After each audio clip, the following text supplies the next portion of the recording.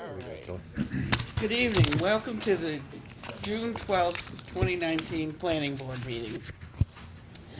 May I have a motion for the minutes? I will make a motion to approve the draft minutes for May 22nd, 2019. Hi, second. Any discussion? Yes. Yes, as a matter of fact. Just a quick correction that we're on page 5 of 7, and it's line number 201. And I believe that motion wasn't to continue to June 12th, but rather to continue to June 26th.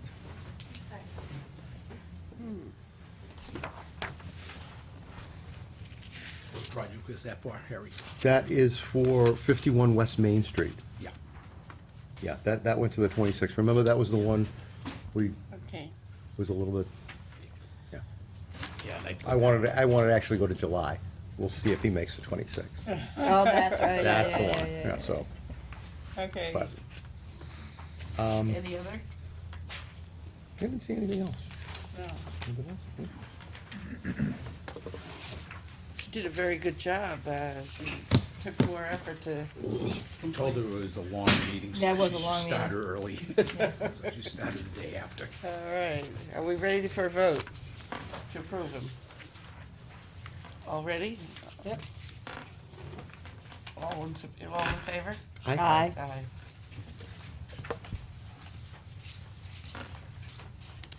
All right, we have some vouchers.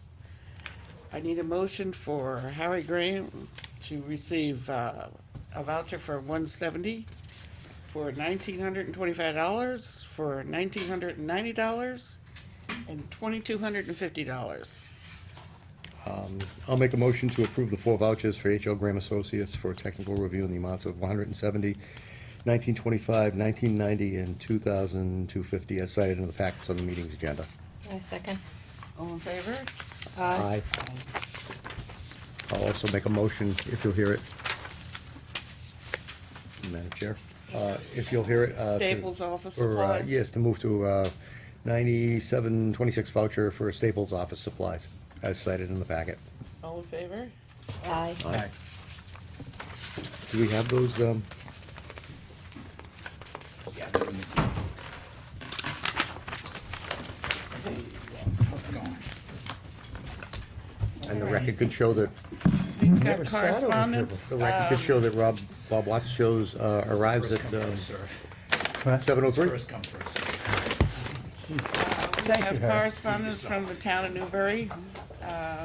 They're doing a police station. And the town of Groveland, the ZBA, for a special permit for use of a restaurant, fast food. Drive-in. Oh, well. And then I received a letter from a previous hearing at our last meeting on Lake Ridge, from Joanne Testaverde. Do you want me to read that now, or do we save this for the next continuation? We could save it for the continuation. All right, here we go. There we go. All right. Okay, now let's open the public hearing for 196 West Main Street. Madam Chairman, would you want me to read the public hearing notice? Sure. In accordance with the provisions of Mass General Law 41, Section 81, Section 365-37 of the Georgetown Planning Board Subdivision Regulations and 165-73-2 the Georgetown zoning bylaws, the planning board will hold a public hearing this evening on a special permit / definitive subdivision plan calling for a proposed 2-lot subdivision at 196 West Main Street, shown on the town assessors map 6B as Lot 57.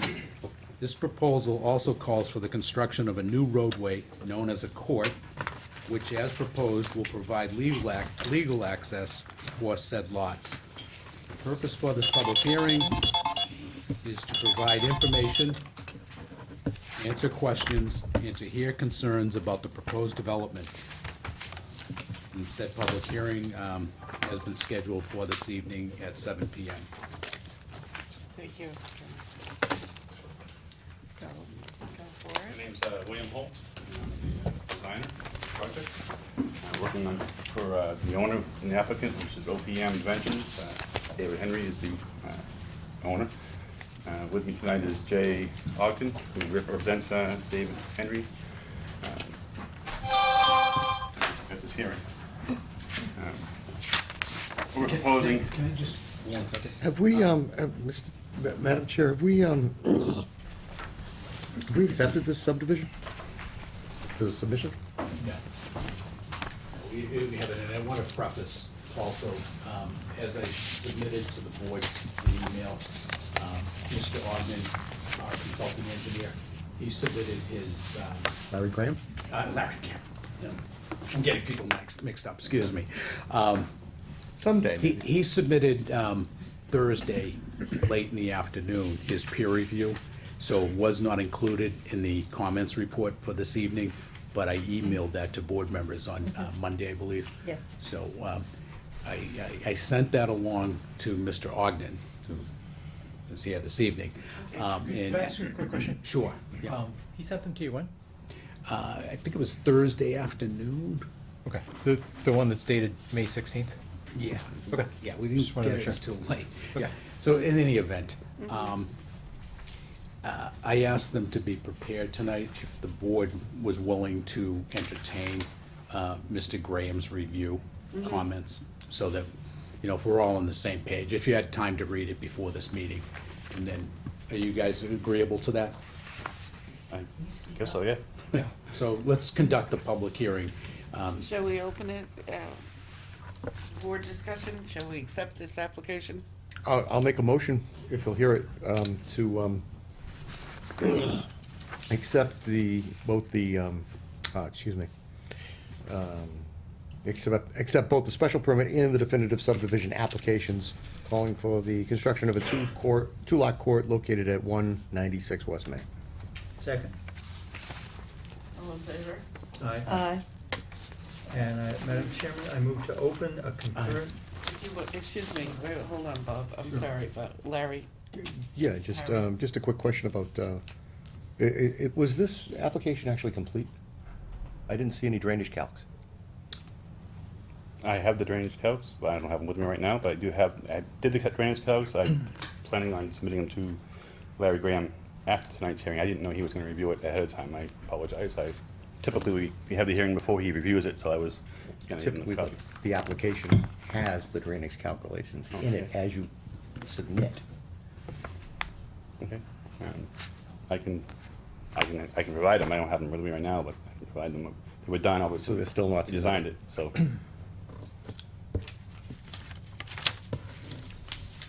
They certainly didn't appear on any checklist that I was made aware of to make sure that they got submitted. in the bylaw. ahead of time. Okay. 365.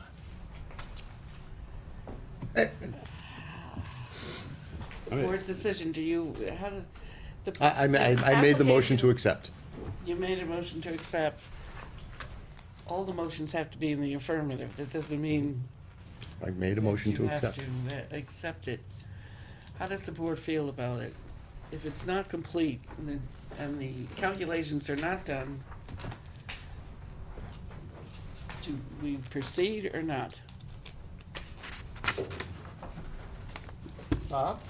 well, if we have a date in October where we have to be done by, I suppose they could present what they've got and then continue. Because we can't make a decision. Right, tonight. well, I doubt that we can make a decision. No, I think we should have a continuation. How about you, John? Well, Let's have a continuation right away. well, what I'd like to suggest, you know, and I've always been advised by counsel in situations like this, where the board is questioning the completeness of a submission. If it's substantially complete, the board would move to accept the application and conduct that initial public hearing, knowing that we do have sufficient time for all the Ts to be crossed and Is to be dotted, and, you know, during any public hearing process, additional information can always be brought in to the process until the public hearing's closed. So what I would recommend is that we actually vote to accept the application and to have the public hearing this evening, which has been properly scheduled, and all the abutters have been notified. And, you know, the lack of information, and again, in my opinion, is that that would be insufficient for not conducting a public hearing. So that would be my advice, to actually have the public hearing. They know what they need to submit. And the other thing, gentleman is correct. Prior to the modification of process, we wouldn't know that to be a fact until we asked for Mr. Graham's review and got that. Well, this is a definitive. It's not a preliminary that they have applied for. A preliminary, we can, you know, we have leeway. This is a definitive.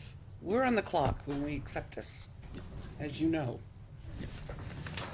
So I would suggest that we get it. The other thing is that I'm sure that there are buyers who are here tonight. True. And I agree. So we I should know where do you're it with a going. meeting. I think because we of that should is- hear the Hear it. hear it, you know.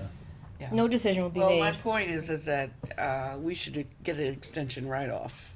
Well, I mean, This is- as Mr. Watts pointed out, though, we have until the 25th of October to take You have a good final amount of action. time. Because this is the initial public hearing date, and by law, we have 135 days thereafter to take final action. Yeah.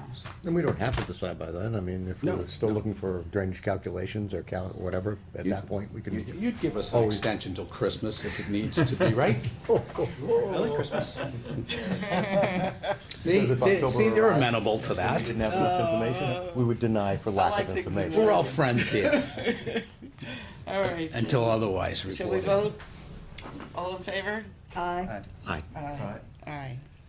I'm gonna preface my initial discussion with the fact that, based on Larry Graham's comments, we're gonna ask for continuance anyway tonight to obviously revise the plans accordingly. One of them is to widen the road to set 14 feet, which we are agreeable to. Bill, may I, just for process? Excuse me 1 minute. I'll make a motion to open the concurrent public hearing for the special permit and the definitive subdivision application for the construction of a 2-lot court located at 196 One West. second. So based on his comments, Shouldn't we vote on that? We'll vote on it, and That's what we then did. we'll go for you. Oh, all in favor? Aye. Now, Madam Chairman, did you just ask for a continuance we're right gonna now? ask for one for the You must be a hockey fan. before the, no, it's before the, not right now, we're gonna ask one after I make a discussion, just get some information from the butters and the board. But I do notice in Graham's report that he would like to have the pavement widened, and we are agreeable to that, which would change the drainage counts, and have to revise those anyway, so I will do that and give him the revised counts when we resubmit the revised plans. So, in the end, it didn't really affect the outcome of today's meeting. So I'll try to now go through the process, through the. Had we provided drainage calculations, they would be trash now anyway. Provided the road. They would be trashed? Yeah, because Because they they're have to gonna widen the road. get You have to recalculated based on. recalculate, Yeah, you need We to. based that house on 12 foot pavement. He's Yeah. like, So not that's gonna be- why you didn't do them? no, I did them, but I'm just saying, we have to revise them anyway now, so it wouldn't have mattered anyway. So it doesn't happen. But I'm confident the design will work, and we will work for 14 feet as well, so. All right. Madam Chair, can the cameras see that, that screen over there, or? Turn it. I can tell you, I can't see it. I don't know. I don't know, to the audience, if you guys. Well, We're usually, the audience. that's the, oh, okay, well, there you go, okay. She had it. If we have a shot there, as long as they have a shot. Just for the home audience, there was a quick shot there for a second, Okay, Should I move it? I'm sorry. go for it. Okay. just like they had it. The project is located at 196 West Main Street. It's on the southerly side of West Main Street and on the Rock Pond, the bus Rock Pond onto the rear of the property, and has fronted on Main Street. The current area is 38,000, approximately 38,000 square feet. The zoning is RA, which allows for 15,000 square foot lots with 120 feet of frontage. So we have enough area to design for 2 lots and a small court roadway to provide access. So, we, page here.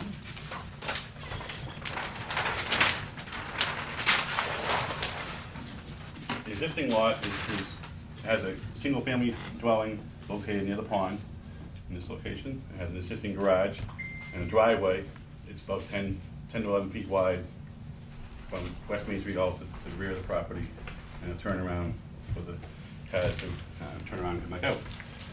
It has an existing septic system, which is located right here at the base of the right side of the garage and the driveway. It has water coming in from West Main Street to this lot, water service, and it has power coming from Rock Pond Ave, the pole located out this direction, overhead to the existing house. Madam Chair, I'm sorry, I just want to interrupt. The water is coming in from the existing dwelling? The water department can't actually identify where the service comes from. They can show where it crosses the property line, and you allow me to point. It's not gonna work. It doesn't work. It It work doesn't over work. here. Looks over there, It yeah. crosses right around here and goes to the house. Where it goes from there is anybody's guess, including the water department's. The reason I believe that occurs is because Rock Pond Ave used to come right through the barn, or through the garage, and back out through here, and then out to West Main Street. And the old plans, they created all these, they were late cottage lots. But they created all these lots, the existing way was right through here, and over time, back in the 60s and 70s, the owners of these lots got together and reconfigured the lots and abandoned the right-of-way through here in lieu of having access off of West Main Street. So That's there's no that's house? probably why it happened that way, I don't know exactly. There's no house on West, the first one, On abutting West Main? this house? No, sorry. that, This one. is there a house there? There's no house here now. Okay. That's where we're gonna create the new lot. But this is all part of the property, this area here. All right, so that's the existing conditions. What we're proposing to do is to subdivide, create about 165-foot long roadway, 30-foot width. And we're proposing 12 feet of pavement with 2-foot gravel extensions. And enough frontage on Merrill Court to serve both of the new configured lots with 15,000 square feet of front area for each of them. So it's 165 foot in length, has a T turnaround, and it provides the frontage and area that is required. So you're going to build a road? You're gonna build the road, actually, you can put the next page, if you like. You're gonna build the road in the same location as the existing driveway. The existing driveway comes in right through here, comes into here. We're building, this is gonna be a reconstruction of the driveway. We kept it 12 feet because the driveway is now 10, and we like to keep it looking like a driveway versus a roadway. The idea is this would be a driveway to that, and this would be a driveway, and then coming right into the We house. we don't have frontage on a driveway. No, I know, it's a roadway. It's So technically it's a road, gotta it's a be private way. called a road. Oh, yeah, it's a road, it's gonna be called Merrill Court. All right. But the idea is to try to keep it as minimal as possible, and not make it as a major roadway. It's in the court, which would waive us to get it to be less pavement and less disturbance of the area. So what we're proposing is a 12-foot wide access roadway with a T turnaround, the continuation of the driveway into this existing lot, and a continuation of this roadway into this lot here with driveway. The new house will be located right here. We perked it up front. We do have wetlands in the back along Rock Pond, as well as a floodplain, which is actually elevation 84. I have to correct that, but it's 83 on the plan I saw, so I used that one and realized it was 84. So the floodplain's down through here, the wetland line is down through here. The 100-foot buffer zone is right along the back side of this garage and right along here. So all the work that we're proposing is outside the buffer zone and is not in the floodplain. So there's no work taking place in this back lot in terms of grading. We do show a new lot line configuration, which creates a spot up here. If they had to replace the septic system, they could put it up in this area. We have both a proposed primary and a reserve area up on top of that knoll. Currently it's pumped anyway. There's a tank right in this area, which is down low, pumps it up to this current system right here. think that was built in 96. Are you demolishing that house? That's down? Nope, it's staying. You're gonna keep that house? Are you going to do any work on it, or? I'm not sure what the owner is planning on doing. Current plan is to leave it as is. As It's is? an existing one-bedroom home, and to get permits to expand it, we I have to thought work I through saw a conservation. three-bedroom house going there on your plan. There is a note that Bill added to it that says proposed three-bedroom. I've asked him a couple of times where he got that from, but No, not doing that? Okay. I'll change that. It's not a proposed revenge, just in what it's gonna be, and that's nothing else, that particular house. It says proposed three-bedroom. probably, I would assume that he added that because Georgetown regulations say that a new house needs to be constructed for 3 bedrooms, septic-wise. So when he designed or allocated an area for proposed replacement system for it, Debbie Rogers would prefer a 3-bedroom system go in, so you don't have to get waivers down to a 1-bedroom system, which she absolutely hates doing. So if that system were to be replaced, he sized it so it could be replaced as a 3-bedroom and probably carry that over to the existing footprint. But if that house gets expanded, it's entirely separate filing with conservation. That's in the buffer zone. Yeah. Absolutely. As Bill noted, there's no work being proposed inside the buffer zone, or really on that existing lot by the lake. Correct. So what we got designed is a roadway that comes in, the high points, the same location as the high point now, and then it goes back down into this lot, and this would be higher going to this lot. So all the runoff is gonna drain into a infiltration trench on the sides of the roadway, which we did design for the 2, 10, and 25 and 100-year storms, so we'll accommodate all those storms. The increase is pretty minimal as far as not much pavement is being added. It's basically this driveway here and this part of the roadway, because this driveway and roadway is existing. That will change when we make it to 14 feet. I will then read the calculations to resize the infiltration trench to accommodate that increase in the width, which I don't think will be a significant problem doing so. This house will be serviced by a water service coming in through the roadway. There's a house, and then an underground, there's an overhead pole to pole, and then an underground electric service to the house itself. Again, the septic system will be located in this area. Again, all the perk built.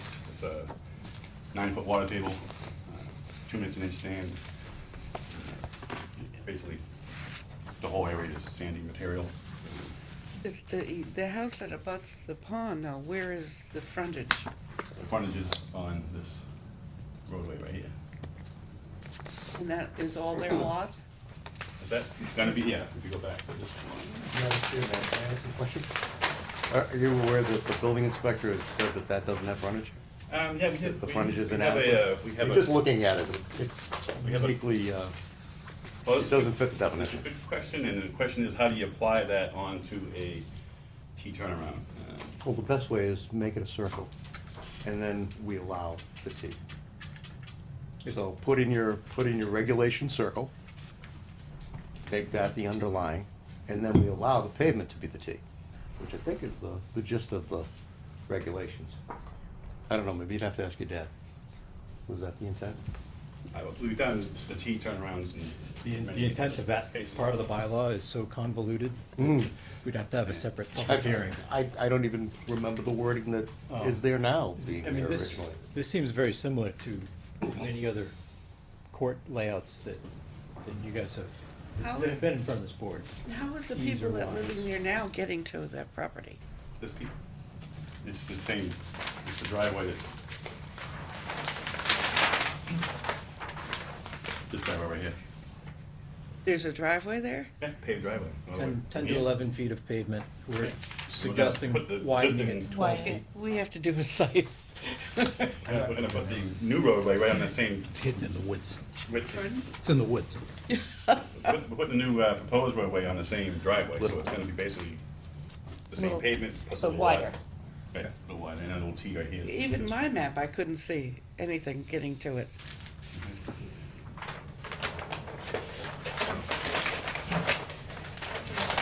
So we get to it. You get in there. All right. Replacing the pit, Pull it up, grind pull it up and put the right subgrade. the right stuff in to provide adequate access to. A month ago, you could see it, but you can't see it. Oh, too much green now. Yeah. This is the profile of the roadway, which would kind of hold the same profile that just now, the same grades that exist coming into the property, with the high spot being basically the same location as the high spot now. This, of course, will smooth it out a little better than it is now. And we'll have the 5-foot cover over the water table, over the water surface. And again, there's some details on the drainage design on the next page. So I don't know if there's any questions, other questions you might have, but that's basically, it's very simple, straightforward. It's one additional lot. The existing house will have frontage on the new court, as well as the new house will have frontage on the new court. And we did, so we did have two things that I noticed on, that were brought up on the thing. I don't know if Les has seen this. This is a drawing of the application of that width and frontage applied to the court. It does fit onto the property as it is defined. Do we have a copy of that? No, I just drew it up because I knew there was a question on it, so, so I did draw it up yesterday, basically. So I can give you a copy. I'll provide any revisions. I'll give a copy of this plan. Also, just as I know there was a question on that in the fire department, we wanted to see the turning radius of a fire truck. And actually, I have a 47-foot fire truck, which is the largest one I could find, fire truck in our library of vehicles. And I use that, and it does come in, backs up and turns around and comes back out. I understand that the town only has a 42-foot long ladder truck, which is the longest vehicle they have, so that one will certainly be able to do the same. So I will also provide this to the revised calculations with the revised information that we give to the board and to Larry. So just wanted to address those two issues that came up in Larry's review. Again, we are willing to widen the roadway to 14 feet with a 3-foot gravel extension on either side. That will change my calculations some, but I'll be able to revise those and get them back, give them to Larry to review. Our calculations show no runoff, no increase in runoff coming off the site after the 100-year storm. So pretty confident that even though we change the width, we'll be able to address it with changing the width of the infiltration trench or the depth of it to make it work. I'll tell you, it sure looks like that infiltration trench, when it becomes overwhelmed, it's gonna dump property on, dump water on, what is that property to the 7 Rock Pond? Which It looks one? like it's aiming right for it. Well, But we'll let Larry look at The that. driveway goes there now, Larry. and without any drainage mitigation.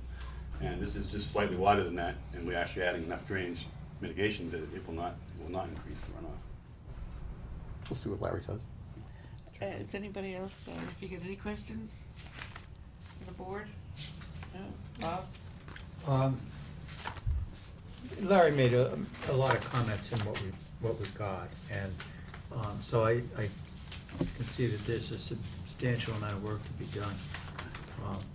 One of the questions that I did have was making sure, and I apologize for looking at my phone, but I was just looking at the Google map of this lot. It's not a big space, and there are a number of houses nearby. Larry made mention of making sure that off to the east there, where Rock Pond Avenue is, that looks like there's a drive or a connection that we don't see here. I'd kind of like to see that, see where that is. I do have some pictures with me if you'd want to see them, and the, somebody from 7 Rock Pond Ave might be here. Yeah. Can you walk out your front yard and get to this driveway? Can I walk out? Can you walk out to the existing driveway at The one that 196? is there now? Yes. If I, I'm very sorry. Could you give your name Sorry. for the record, please? Diane DiNapoli, 7 Rock Pond Ave. Thank you. You're welcome. So there's a little chicken wire fence right now between the properties, but if that little chicken wire fence was not there, yes, I could.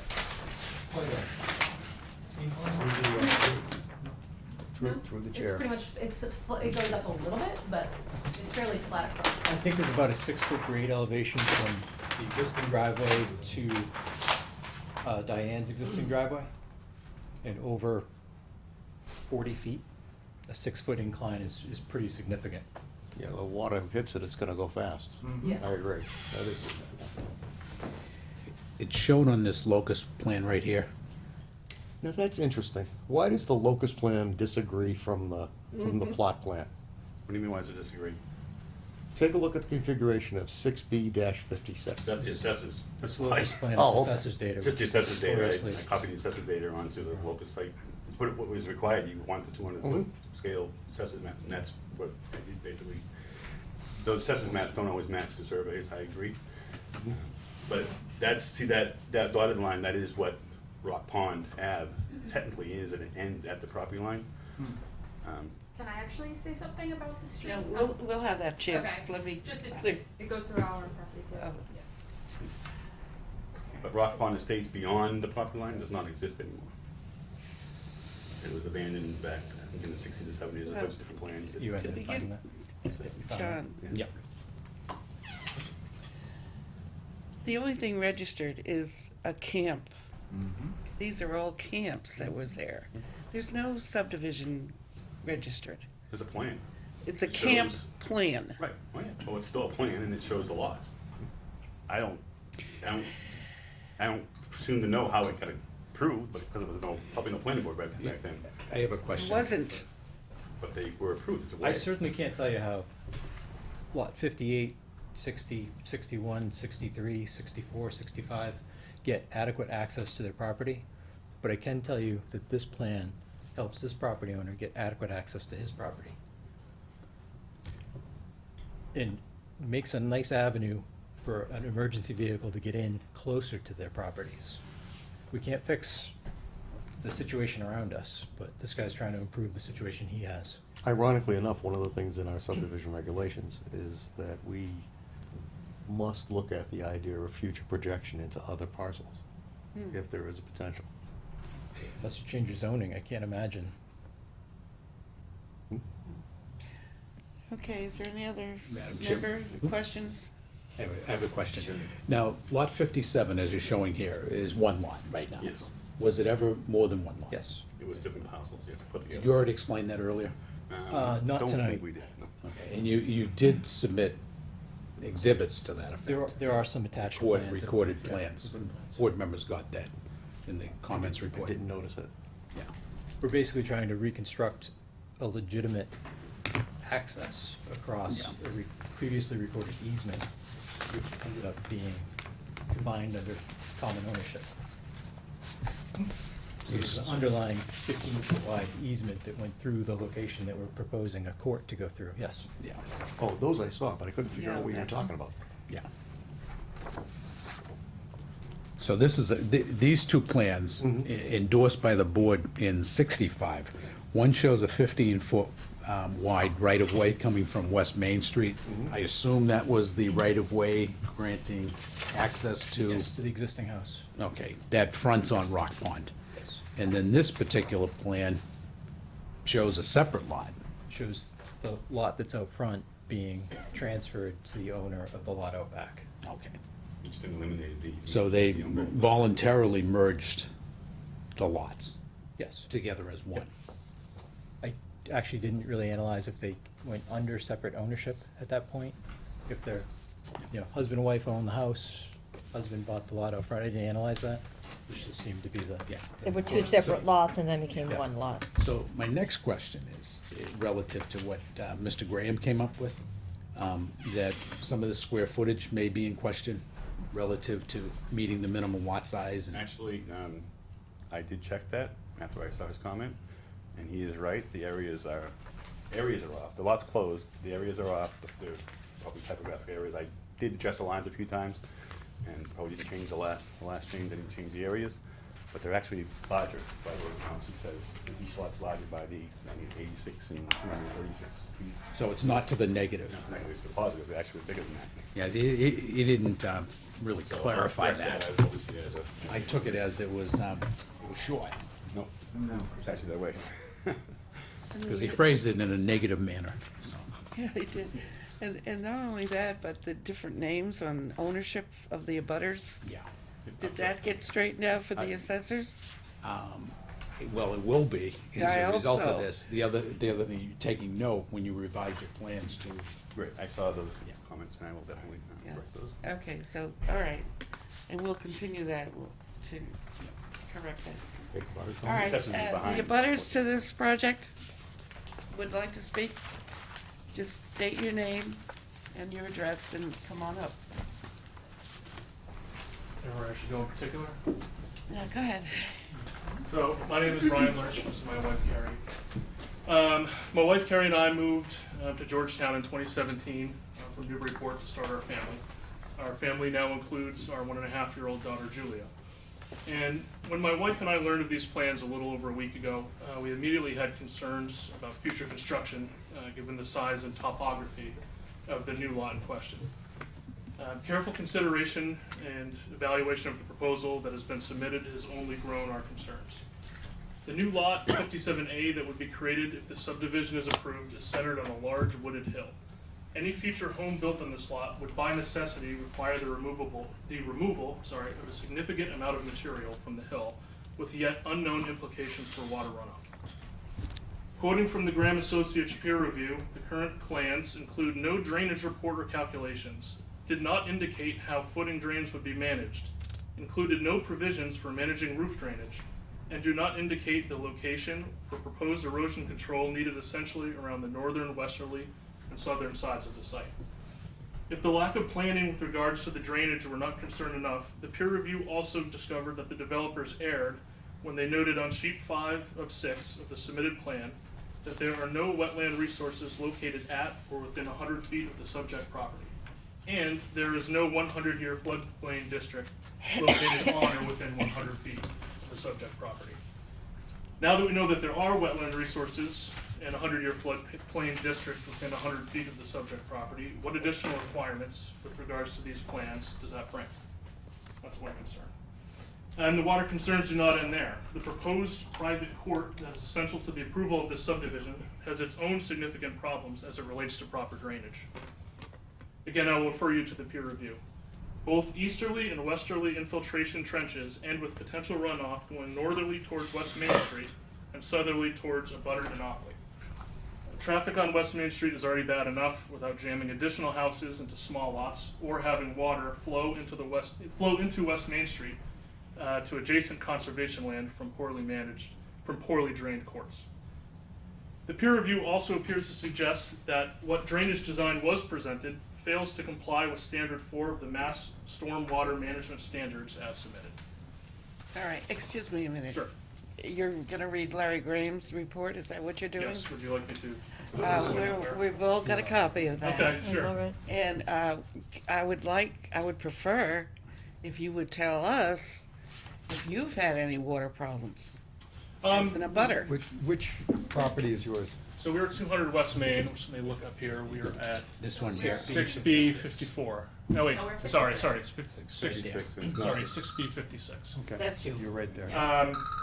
You see with that large circle and the cross through it, there's a pretty big hill there. It's a large old water well, which we were told was the old Georgetown water well from way back in the day. Could you state your name for the record? I'm Carrie Lurch, 200 West Main. And what we were also told when we bought the house was, firstly, Byron, who used to live at the home, it's a very rundown home. If anybody wants to swing by and check it out, it needs a lot of work. It's easily accessible. They have a long driveway, just like we do. We have no problem getting in and out. It's flat. We just have this big hill in front of our home that is wooded. And when we bought the house, it was great because West Main Street's impossible to get in and out of. You can't take a left out in the morning. To add a court or another street seems absolutely ridiculous. For somebody who bought the property and is not even living there, to just make a second plot of land just to make money and build a house seems silly. You know, it's not going to affect him directly. You're just in it for the money, and it affects all of the neighbors that are here today directly. We have to look at all this construction go on, removal of a hill. We have to worry about the drainage. It's concerning. Secondly, the paper road, that's what we were called, that's what it's called, I guess. It ended at Byron's house, so that's 196 West Main. It essentially, we bought the house and there's a fence up. We don't have the paper road. You can't even see it, it's our front lawn now. That's how we bought the house. And it also goes into LaValley's, where that is the lot right next to it at 54. It's actually the circle that goes into LaValley's front yard. And you can kind of see where it was from probably back in the 50s, 60s. I'm really not sure how and when construction was built, but to say that you are fixing an existing problem on lot 57 is just untrue. You're just looking to create a lot to build a house and change. Yeah, you're just looking to get rid of the woods and destruct an entire hill that has an old water well on it. And I also have concerns too. If you remove that water well, what's under there? I know it's been closed up for many years, but it'd be kind of interesting to know the history of it. And who told you there was a water well there? So we actually, when we moved to 200 West Main, we became friends with Byron's niece who was living there on and off. And she told us that our lot and her lot were actually one. And when it was split back in the day, in the 50s or 60s, that is how they drew out the lot lines. There was definitely never a house in the woods that they were looking to build. It was just two little camps that people came to vacation on Rock Pond. And, you know, lucky for us, we hit the jackpot. We love our house. And it would be really upsetting for us to just look out our front door and have an enormous, what they're asking to do is a 9-bedroom home, 4 bedrooms. None of us in the neighborhood have that big of a house. And we're here just to state, you know, the report, it doesn't really match up to what they're putting out there, and we didn't have a ton of time to do some research, but this is what we've come up with, and it'd be great to put a stop to it, because I think there's a lot of lots in Georgetown that you could do this, and that's setting the example, hey look, now we can just take our 2-acre plot of land and split it up and make a way, and we're just gonna sell it off. And I don't know if that is what Georgetown is all about. There's plenty of places in Georgetown that could use work and updating. For instance, Tin Lizzie's, I'd love to see something be done there. It's just an empty lot. It's zoned for a restaurant, it'd be great, you know? That's my feeling on it. I know it's more because it directly affects us. Thank you. You're welcome. I'll add that the previous owner of our house, we asked about the well in the hill because it was kind of odd. And he relayed to us the same story, that the neighbor's niece relayed to us as well. Did you find anything like that? I just have to point out, it's clearly not a well. You don't think it's a well? You don't put a well on top of a hill. I think it's a cistern. It's a, It's a cistine. it has a Cistern. bottom They to put it. water into it to Put get water pressure into it down. to Oh, I hold. gotcha, yeah. So The there's camps, no most hole likely. in the ground there that goes deeper. It's the remnants of a foundation that has some parging on the inside of it. So what do you Used plan to on hold doing water. about it? Leaving it? It Or moving it. It could potentially stay there. Aren't you building right on top of it? House wouldn't fit on top of it. Check out the land. It's funny. I don't know how you would There's some- demolish some of the hill and not all of it, because it would just leave us with just half the hill, so. I'll try to finish my comments here Sure. without directly quoting the report that Thank you you. guys have already read, so we can get to the Bruins. That's right. Some of us can. There are priorities. So going on my notes here, as we've all read the report, as they've noted, they now have to, in addition to coming up with water plans, which they didn't have submitted for today's meeting, they also were told that they needed to expand the road from 16, in essence, taking it from 16 feet to 20 feet in order to kind of, you know, fix some of the concerns with drainage. But one of my concerns comes with the plans as they've laid them out. They only leave, let's see here. So the minimum requirements for a new lot are 15,000 square feet. The plans that they've presented here today show that they have 15,160 square feet. And Graham's estimate said that there was said that might even be less. Now, Mr. William Holt has said that It's actually more, there's actually more land, but anyway, the lot size is in question. So my concern becomes, when this road is expanded, because it's not a driveway, as has been represented here today, it's an actual road required for frontage. When that driveway is expanded, what is that gonna do to the lot size that's already pushing minimums? Larry is a very good consultant that we've had for many years. I'm sure he will be on top of it. Okay, I'm glad to hear that. So I'm not gonna hog this any more than I already have, I'll just kind of wrap up real quick here. In short, I feel the proposed plans were hastily assembled and try to do too much in too little space, just to take advantage of the current real estate market in this area. Not enough concern has been given to the existing long-term residents or the environment or any other stakeholders in Georgetown. I kindly ask the board to consider denying the subdivision request until such concerns have been adequately addressed. Thank you very much for your time. Thank you. All right, anyone else? I have a question Could- from Alicia Raspa, please come up. 185 West Main Street. Could you say your name again, please? Alicia Raspa, I'm at 185 West Main, so we're actually across the street. Which one is that one? I keep, it's, yeah, 6B 66. 66, okay, thanks. So if I look at 6B 56, where's that access to the road? 650, 650. Right here. Yeah. Does that, Well, They that, actually- that was what I was saying, that doesn't We're show wondering the that same way too. that one That's- shows. that's out. That's the Yeah, town's we have a access. driveway. Okay. It's a driveway. Goes So out. they're looking So to that put lot the was even house smaller? right on our driveway, pretty Yeah. much, yeah.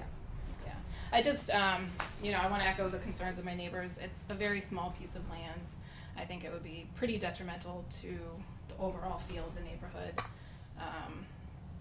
You know, for the woodlands, for just the feel of the area. Traffic is pretty bad on West Main Street, as has been mentioned. There's small children on either side of that court, so, you know, I would just kindly ask that you consider all these factors. You know, obviously it's not my property and, you know, I can't. How long have you lived there? I lived, across the street for 4 years now. Pardon? 4 years. 4 years, Lived in okay. Moved in 2015 and, you know, I have a young child there too. You know, we intend to stay for the next 30, 40 years. The house has been there for 180 years. And we love it. We think it's great property. I love the natural, you know, area around, love the wetlands, the ponds. It's great and it's beautiful and I love having that little piece of woods across the street too, 'cause, All right, there's a lot thank you going on very there. much. Thank you. Okay, step up with your name first. Richard Aberman, Richard. 199 West Main Street. We've lived there for 35 years. I guess my wife and I want to echo those concerns in terms of the size of the lot. I think it's .85 acres old overall. Just seems like the house is going to be pretty huge and imposing on that piece of property. I'm concerned about the amount of construction and the runoff, the plans for the accommodating water runoff there. West Main is a very busy street. There are more and more children in that area now. So I would, again, echo those concerns and see if there can be some other remedy here. Thank you very much. Could I just ask which, Mr. Ibman, which parcel? 67B. 67B, yes. So you're directly off? Directly across, yeah. So, okay, so the additional headlights point toward your. Oh, yes. Actually, they won't, the driveway's over to The the, court will Driveway's actually on, Mhm. the right face side. Well, conservation land. if they go It's actually that facing way. town land, When actually. they go that way. they Well, they do pull that out. way now. Well, There's a house there only now. one. Okay, so there'll be two. Or 3 or 4, maybe. How big is the house that you're proposing? I think Bill just stuck a footprint on there. It's showing 28 by 42. 28 by But it was, Madam Chairman, somebody said in the audience it's a 9-bedroom home? Nope, 4-bedroom, 9-room total. 4-bedroom. 4-bedroom, yeah. But, so that's fine. Pretty typical. Okay. In reality, I think it'd be very similar to the house Go that's ahead, you can go. existing at 59A. Please state your name. Diane DiNapoli, and I'm at 7 Rock Pond Ave again, so directly abutting. I didn't have a prepared statement, but I do have several concerns and questions. Sure.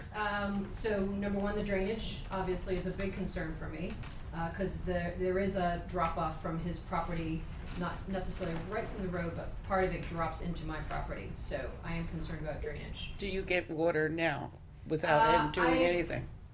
I don't, I've had it before in my basement, not often. But, you know, with what they're planning to do with changing this roadway now and widening it, I'm a bit concerned what implications there might be. So you don't have a sump pump? No, Okay. no, I do not. All right. So I'm, you know, the size as well is concerning because these are little camps.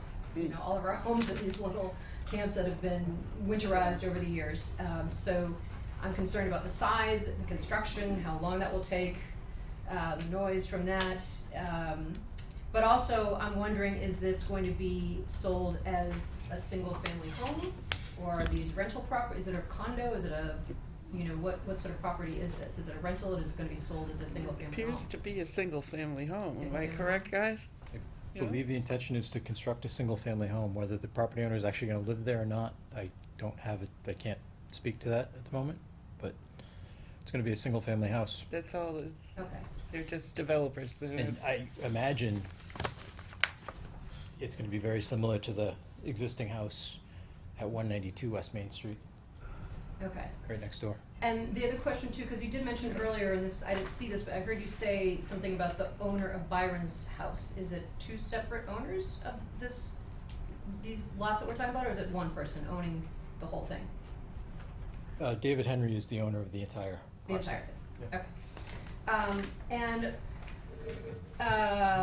the other issue that I'm concerned about is this old travel way.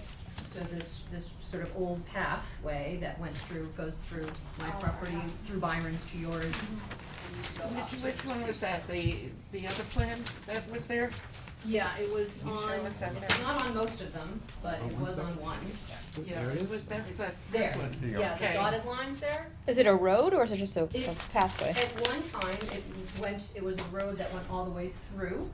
And it went through, it's not shown, the rest of it is not shown right here, but it continues through, and then goes back up to Main Street again. So it's almost like a U, a loop. It goes, yeah. The dotted line. The reason Right. it's not shown, it's been abandoned. It's, It no longer exists. well, The yeah. rights no longer exist. Well, that's my concern, that's my question was because on one of the plans that we received, it showed Rock Pond, that old travel way highlighted in yellow. And my question was, did you have any intention of using that as access to this property? I have no idea what plan you're talking about. This one. Highlighted in yellow? There's a, it's in here. It's in that stack. It's in this, right here, in this plan. And there's a page where there's Merrill Court is highlighted in red, and then Rock Pond Ave and the old travelway Yeah. is highlighted in yellow. It's on, Oh, it's this the page. official town map page. Yeah. Yeah, this page right here. So, right here you have Merrill Court in red, and then Rock Pond and the travelway in yellow. And that was my concern, is that in yellow because you are intending to use it? No, the entirety of this property would remain private property, so there's no encouragement of any connection. I mean, it touches your property at a point, and then diverges to, so there's no physical way to Get to traverse Merrill. from one to the other. Madam Chair, I believe that in our regulations, we are obligated to look at extending this for future projection. You're gonna Go look ahead. at extending We the have to look road at it, that's I been believe. discontinued? Well, now you're attaching to it. We're not That's attaching my, to it. well, but that's the whole idea, the future projection of it. I assume you do not want us. to No, attach I to do it. not.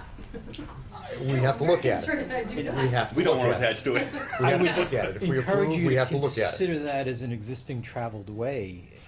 She owns the property that's under that way, as does the other neighbor. It's not a public right of way that somebody, I didn't write these subdivision regs.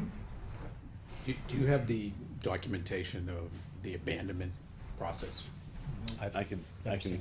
yeah, I believe the deeds, when they were transferring the properties to make them look the way they are now, without the access, which is why 200 has access to West Main, this one has access to West Main, 202 has access to West Main, because they didn't want it to be going through anymore. It certainly used to meets look the like standards this. of practical None of those, abandonment. none of the deeds They all of these abandoned it. properties They all that agreed used to with it. have frontage along this way, none of those properties no longer contain in their deeds Their access reference. originally was Rock Pond, not West Main.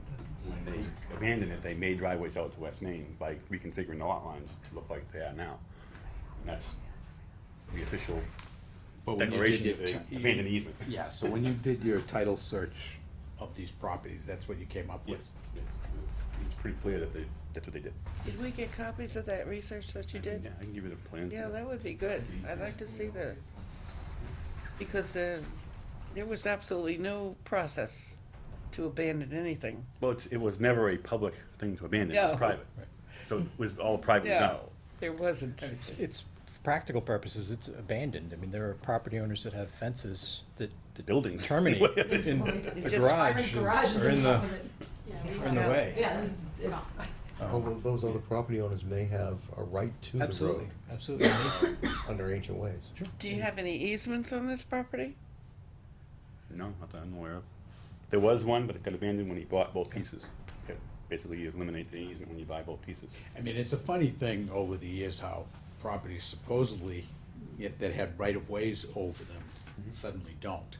When there was no land court decision, no Well, you can- legal process by which to establish the abandonment, and people giving up rights to You pass can- and repass. You can declare, the owner of the right-of-way can declare that they abandoned. We'd like to And- see that documentation, though. Certainly, nobody, Merger of interest does extinguish the easement. when Do you- merged do in you have interest. any easement? However, if the easement extended to other owners on the street, then that is not extinguished. Actually, the easement belonged to the back parcel where the house is now. He owned the easement through the front parcel before he bought it, and then he bought it. Is there anybody else from this area as a butters? Are you, any of you aware of any easement on your property? I wasn't when I bought it 14 years ago, but I'm going to go Sir, look. could- Smiley comment. Sir, could It was you tell not us your revealed name, to me please? when we closed, nor was this abandonment. So yeah, I'd love to hear some proof, one way or Sir, another. Could you tell us your Alright. name, please, sir? Oh, yes. Lou Harold, One Rock Pond, which would correspond to 58, 59, wherever that is, right on the curve of Rock Pond there. So yes, I'd certainly like it. I have an opinion. Okay. well, it seems we're all on the same page that we don't wanna open it up and use it, so that's good. I mean, Yeah. so the consensus is that none of the abutters here have an interest in driving through that property, I don't wanna go through. or even taking a stroll across it. Right. Right. I mean, I wanted think to we're all on the same make page sure. that those remain separate. It sounds like it. Yes. Okay. Clarity. Including you guys. Okay. Thank you. That still doesn't, Yeah, we'll take a look at it. that's still. No, I know, but I'm You just have- saying. I mean, if this easement somehow still exists, Yeah. you have proof They're otherwise that welcome. it doesn't. I mean, just because people don't wanna use it doesn't mean that it doesn't exist. Absolutely. You have ancient cart paths, to Harvest Peat Bog. They go back to King George, and people still have the Serious. right to They use have a that. right to use it. sounds an because awful- the Because it ancient goes with, ways the do rights not go with the extinguish. land. Sounds an awful Not with lot the like owner. we're discussing the possibility that somebody might have the right to pass and repass across this property. No, don't think that at all. We don't know. And for you to even imply that, I understand where you're coming from. If I was sitting there, maybe I would think that also, but that's not the purpose of this. The idea is to have a safe area. A development has to be safe by law, and we have to address the access way. The point I was gonna make was that the access that we're proposing to improve doesn't get to the point of crossing that. But because you didn't do it, doesn't mean it's not there. Oh, no, it could be Plus, there. you have- We're not you- crossing it. Madam Chairman, you have to have clear title to be actually able to make improvements thereof. Because everybody else that may have right to pass and repass has a say. Absolutely. And we're not crossing that Threshold. previously existing easement. Do you have clear title? Absolutely. You do.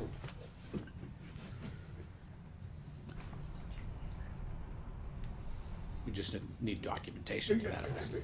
Yeah, we just need backup, that's it. It's tough to tell from the plans that we've been provided with, from the ancient, the older plans from this, I'll what try was to it, give the you forties? everything I have and try to 47? spell it out pretty clearly. I think it's, Early sixties. Can you lay this out? That would be great, yeah. All right. Is turned it there off. anything else you'd like to One comment? more question. Lou Harold, 1 Rock Pond Avenue. Okay. I share all the concerns, but I have a specific question that's not been addressed, and maybe I've missed it in the detailed information. That hill, was it the intent to disturb it or remove it, or was it going to stay in place? So it's a two-part question. Is that, what, can someone comment about, my perception of that was it was going to be moved, but if it's not, we're gonna do some grading on it, yes, to Okay. create a better backyard for the okay. lot. Then second part of the question is, with that grading, having lived now on Rock Pond, there's a reason it's called Rock Pond. I'll tell you, there's a lot of rocks. So when you remove overburden like that, I would just urge everybody to really look at the soil under that spot. It may be all rock, which would really change your drainage plan. Just, that's all. Thank you. My only concern.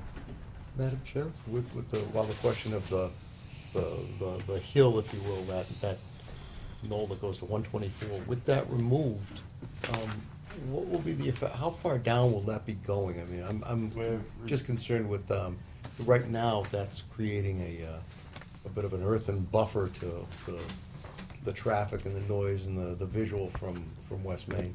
We're proposing With that 116. removed, 116, so you're gonna drop it considerable amount. You'll see, the Morrissey parcel. And tree, naturally, you're gonna denude it. The trees will be gone, the hill will be gone. What kind of an effect will that have as It'll- far as, road noises from, It will certainly remain about 8 feet higher, 8 to 10 feet higher than the existing driveway at the Morrissey property and the existing property at 196. Doesn't it have to be, the same elevation as the road, West Main Street? can be no more than a 2% grade. What? The, 2% Well, you're grade. gonna need a floodplain. the road doesn't go to the top of the hill. It cuts into a side of the hill, is that correct? Actually, the front of the, But you're gonna put it in up to the street. You're gonna run it right from West Main Street. From West Main Street, but it's not gonna run up to the top of the hill. It's gonna go into the side of the hill a bit.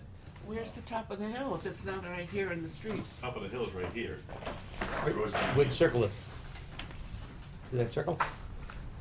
Right there. That's Yeah. the hill. That's the top of the hill. Oh, That's your high point. I gotta get out there, because I'm thinking West Main Street is the highest. The end of the court will be somewhere around where it says Plan 629 of 1947.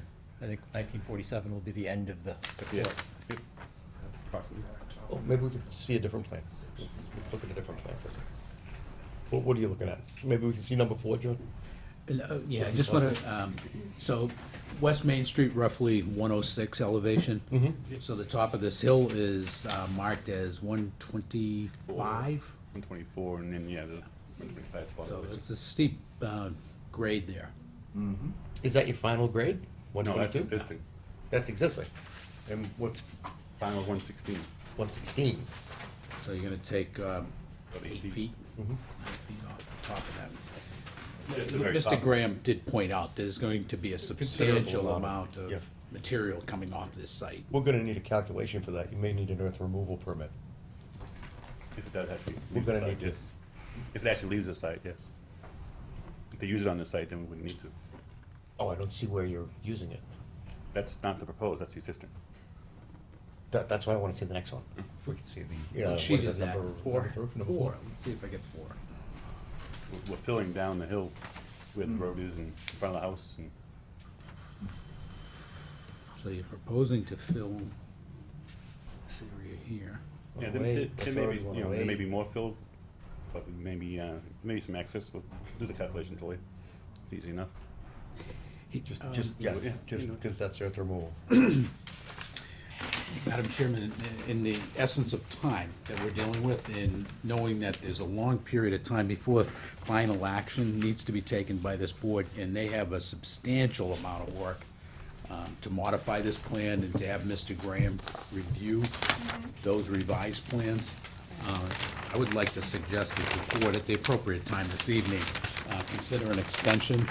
And, you know, we haven't determined if we're gonna actually have a meeting on July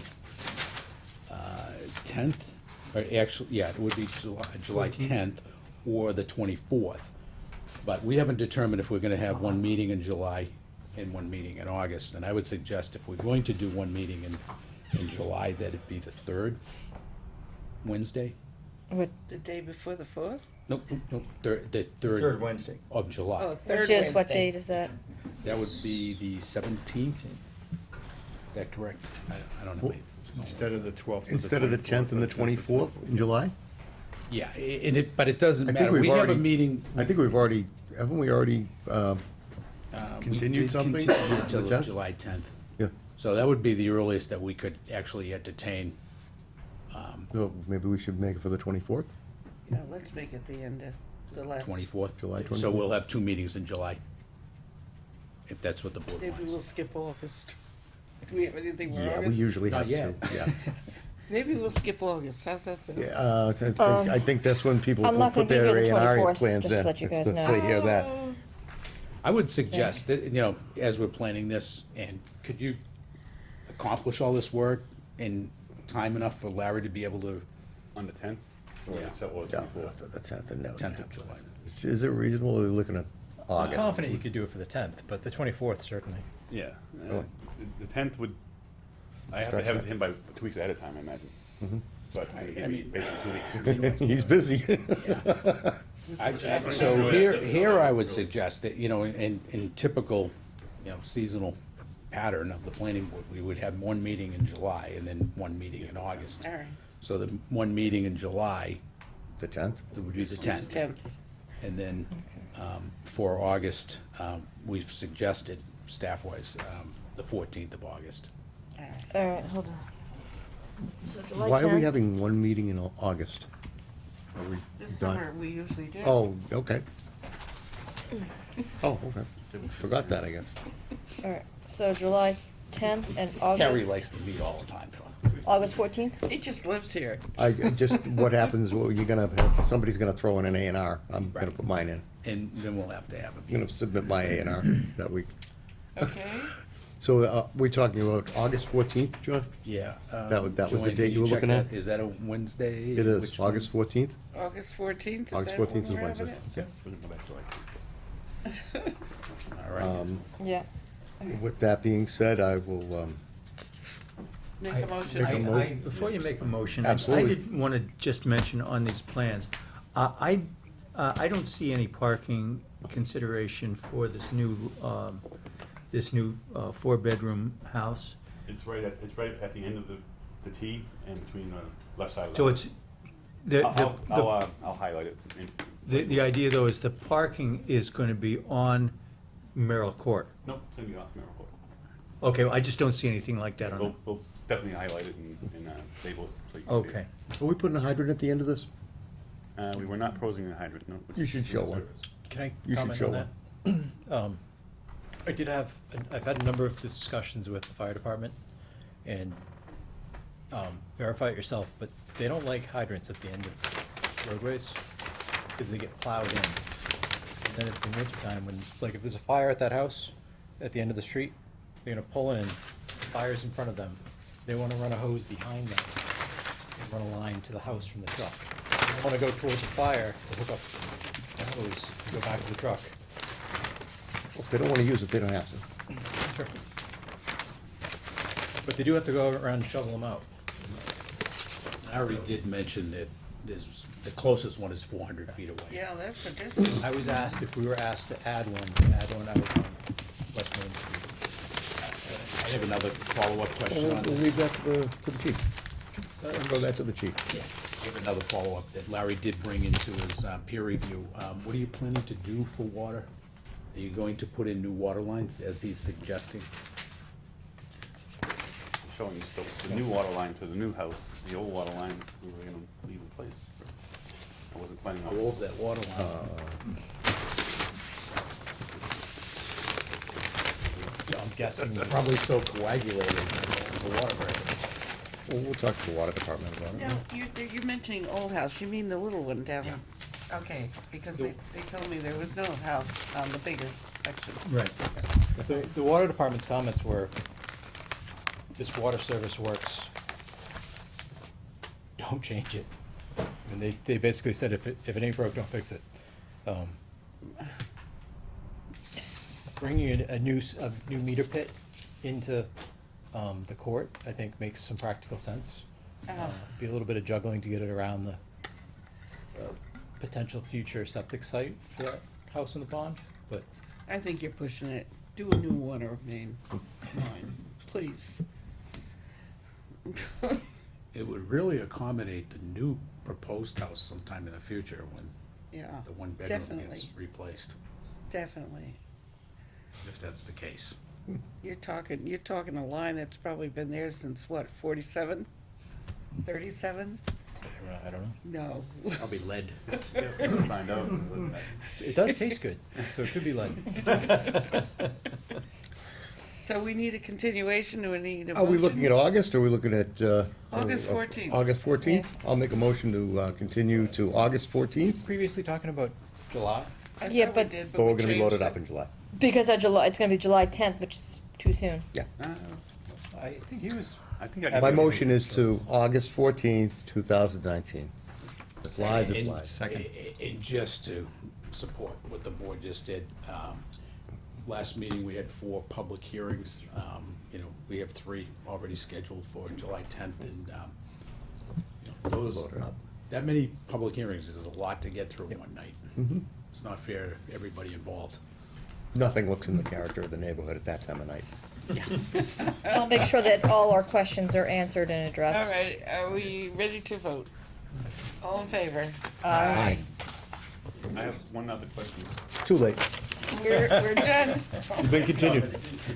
Can I discuss revisions with Larry Graham directly, or do I? Just go, I'm sure you're comfortable doing that, maybe, but it all comes through the office. Okay. Right. He appreciates that too. Somebody else tried to do Probably that. won't get them anyway. Didn't Right. like it. Yeah, it's hard to get connected. Yeah.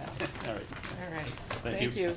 Can I ask a question? Will we be notified again by letter for that next No. meeting? No. No, please understand, the board just continued the next public hearing, date specific, to August 14th. Yes. Meeting starts at 7 o'clock. So we can attend that meeting? Yes. Absolutely. You can attend every meeting. Every, Okay, thank you. Thank you. And you Thank can ask you. to speak until we close the public hearing. And then if you really have something to say, we can reopen the public hearing. Okay, thank you. Thanks.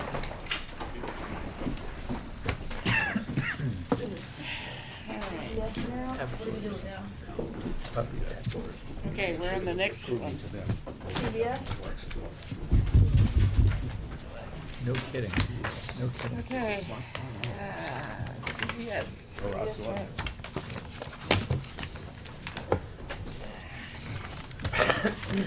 We have a score up there. Excuse me? Would you prefer the easel on one side or the other? Just That side? I'm checking, John. Over there is good.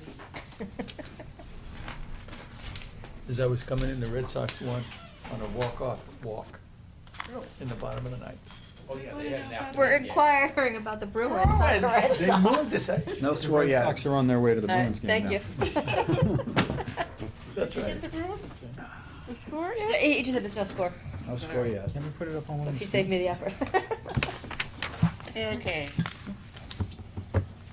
So we already have this one open, yes, no? No, this is a brand new What are we public doing hearing. here? What are we looking at? Okay, Just open this it. is the CVS, we're gonna open the CVS Plaza,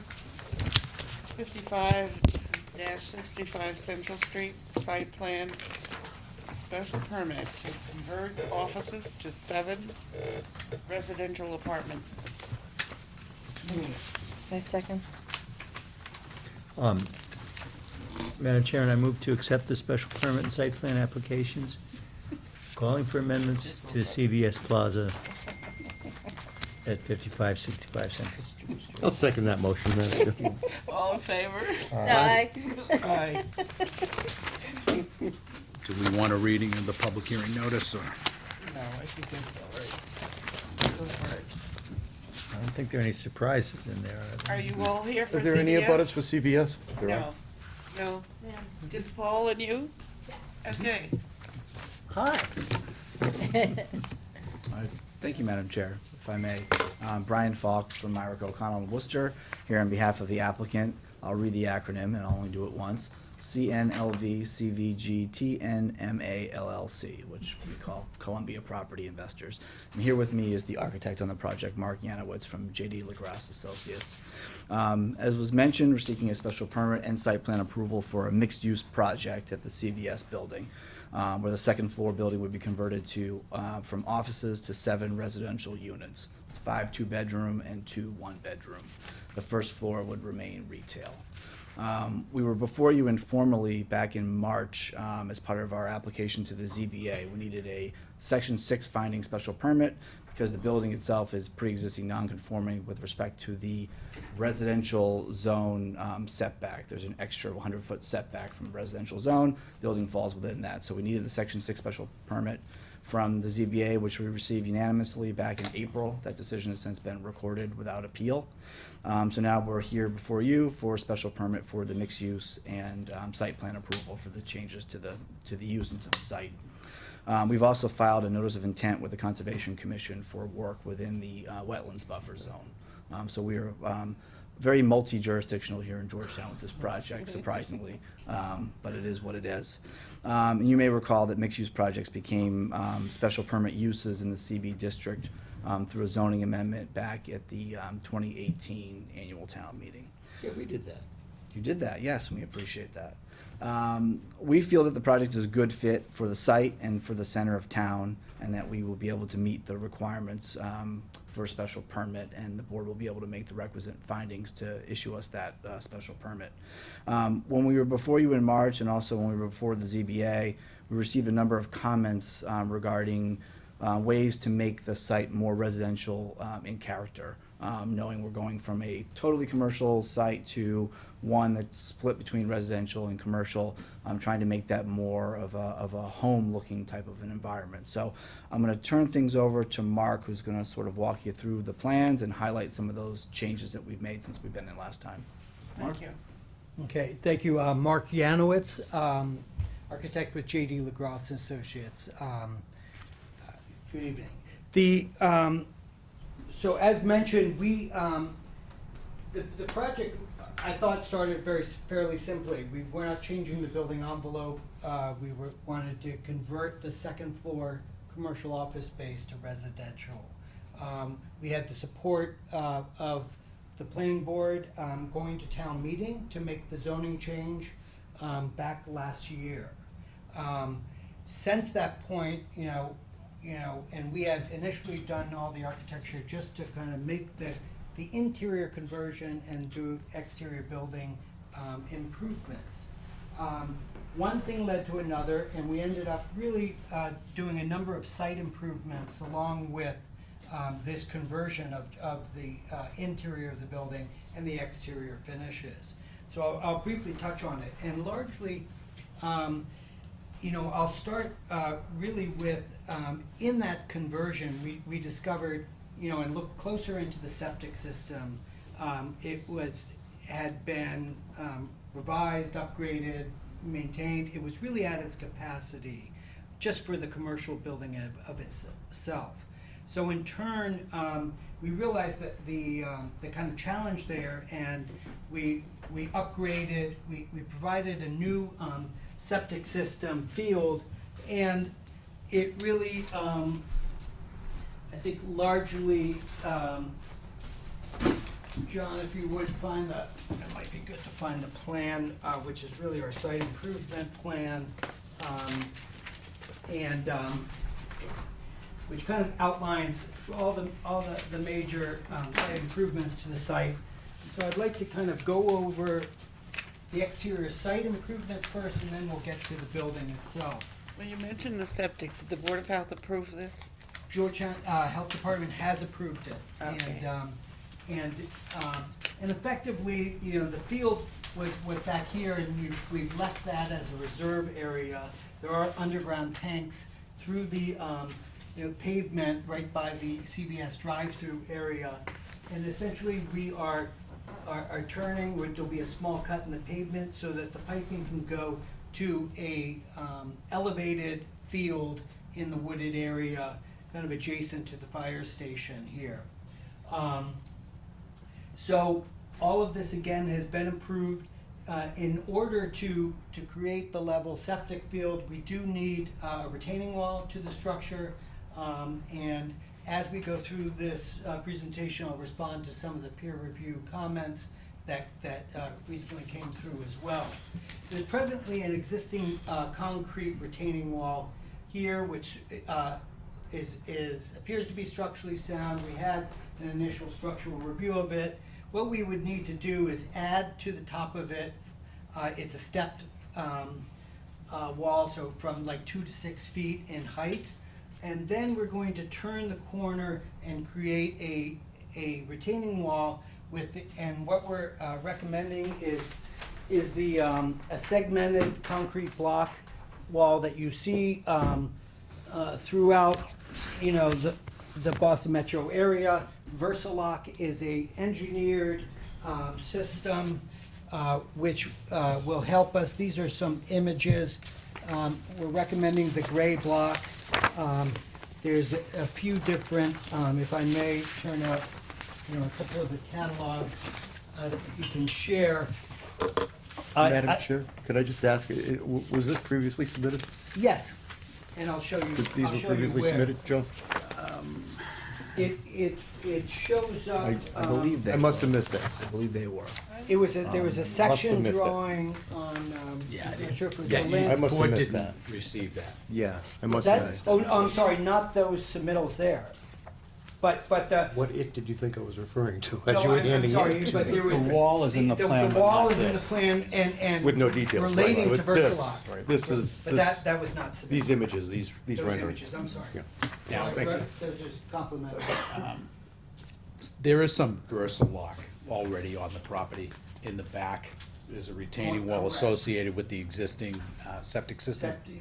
Correct. Yeah, it's the brown Versalock with the rough cut to it. Correct. Yeah. So this would be a very similar. If anybody's gone out to the rear of the property, that's basically, you can see a visual of that, yeah. Right. And Yeah. essentially, you'll see these in commercial centers, you know, highway areas. They can get up to 20, 30 feet in height, and there's great engineering with it. We've stepped it off roughly 12 feet off the pavement here and created some snow storage areas. There's other designated snow storage at the back of the parcel to help with that maintenance. Largely, I put my notepad down, I just was following my summary. So can you explain again, how high is it going to be, this Versalock over there? Well, it's roughly, 6. it's 12 to 8 feet overall off of the sidewalk, off of the paved area from here. And then it's closer to 8 to 10 off of the side here. So if you drive by the parcel, this existing concrete wall is stepped. And we'll level it out to an elevation of 104. Are you is going what's to called. landscape anything on it, or? Then, well, this will be grassed, it'll become a field up high. We're showing, and there is a landscape plan as part of the submittal, but basically we're putting grass down here and some arborvitae on the end. We're kind of leaving it as a grassed area off of the parking for snow storage, and it could be a small recreation area for the residents, as the field itself could be, you know, a small playground or field that if a resident had children, you know, it would actually be a lawn that could be used as there is lawn area back off the rear of the property. 12 feet off the ground? Would it Correct. fall depending off? Off the, Maybe I'm not understanding. yeah, no, and Extra children. the wall would be elevated, yes, close to, 8 to 12 feet there, and could, if it became, a designated field area, you would put a railing for it. So a safety railing, of course. So you haven't made up your mind whether it's 8 or 12? No, well, it depends on where the grade is adjacent to it, so, no, it is up to 12 foot at, in at the lowest point. But the grade slightly changes as you move across the parking. And the Board of Health Has approved it. has approved those retaining walls. That would be the building system inspector has- that would yes. approve that. Oh, That's a structural wall. That would be the Okay. building Yeah, inspector. and that would be a building department for the actual building permit. I see. In terms of the application to complete the septic field. yeah, And we'll have all of that documentation. okay. Other improvements when we were here, and back in March, I believe it was, there was concern that there was some ponding in the back, a drainage issue. Yes. Back by the loading dock. So we had a civil engineer look at this closely. Merrimack Engineering did notice that a lot of the paving had heaved and there was some cracking, so there was just some low spots. It was a low grade fall off of approximately 1%. And it appeared that the earlier plans did have the drainage allow it. All the drainage is sheet flow here. There's catch basins out front. But what has been, and what our NOI application with Concom is, we are showing a repair of this pavement from the rear of the building to the corner of the adjacent commercial, and properly given a base coat, worked with the existing grades at the rear, and in turn lowered the grade right at an inlet, and so that you'll get close to a 2% grade through there with a more stable paved area. And then this becomes a grass-lined treatment swale that allows filtration of the runoff in this area. And civil engineer has had similar projects approved with Concom, and is confident that we have improved this one area that was presently pounding. In turn, when we met with the ZBA, there was some concerns of clarifying and improving the circulation around the building, both on a pedestrian level and a vehicular level. And it was a legitimate concern. We're now bringing in a new use, a residential use, to the site. Where the drive-in is, Where the vehicles are. right. We have plenty of parking here. This is one of those commercial sites that parking is not an issue. But there are cars, literally, and the fire department may want to go all the way around the building, but there is vehicle parking. This is presently a one-way path. There's a no entrance on this side, there's a stop sign on the other side, but it's not clearly marked. So we are recommending traffic arrows painted, defined pedestrian walkways from one side to the other, and once you're at this point, this becomes one-way traffic. At the CVS, right now, as you drive through it, it's unclear, even though these spots are angled parking here, there's no signs whether this is one-way or two-way. We will designate that as one-way, put caution, pedestrian signs. We do have, I believe you should have had renderings with the application, but I brought some additional copies here to start to talk about. Maybe you guys could share. Well, I should give you plenty of these.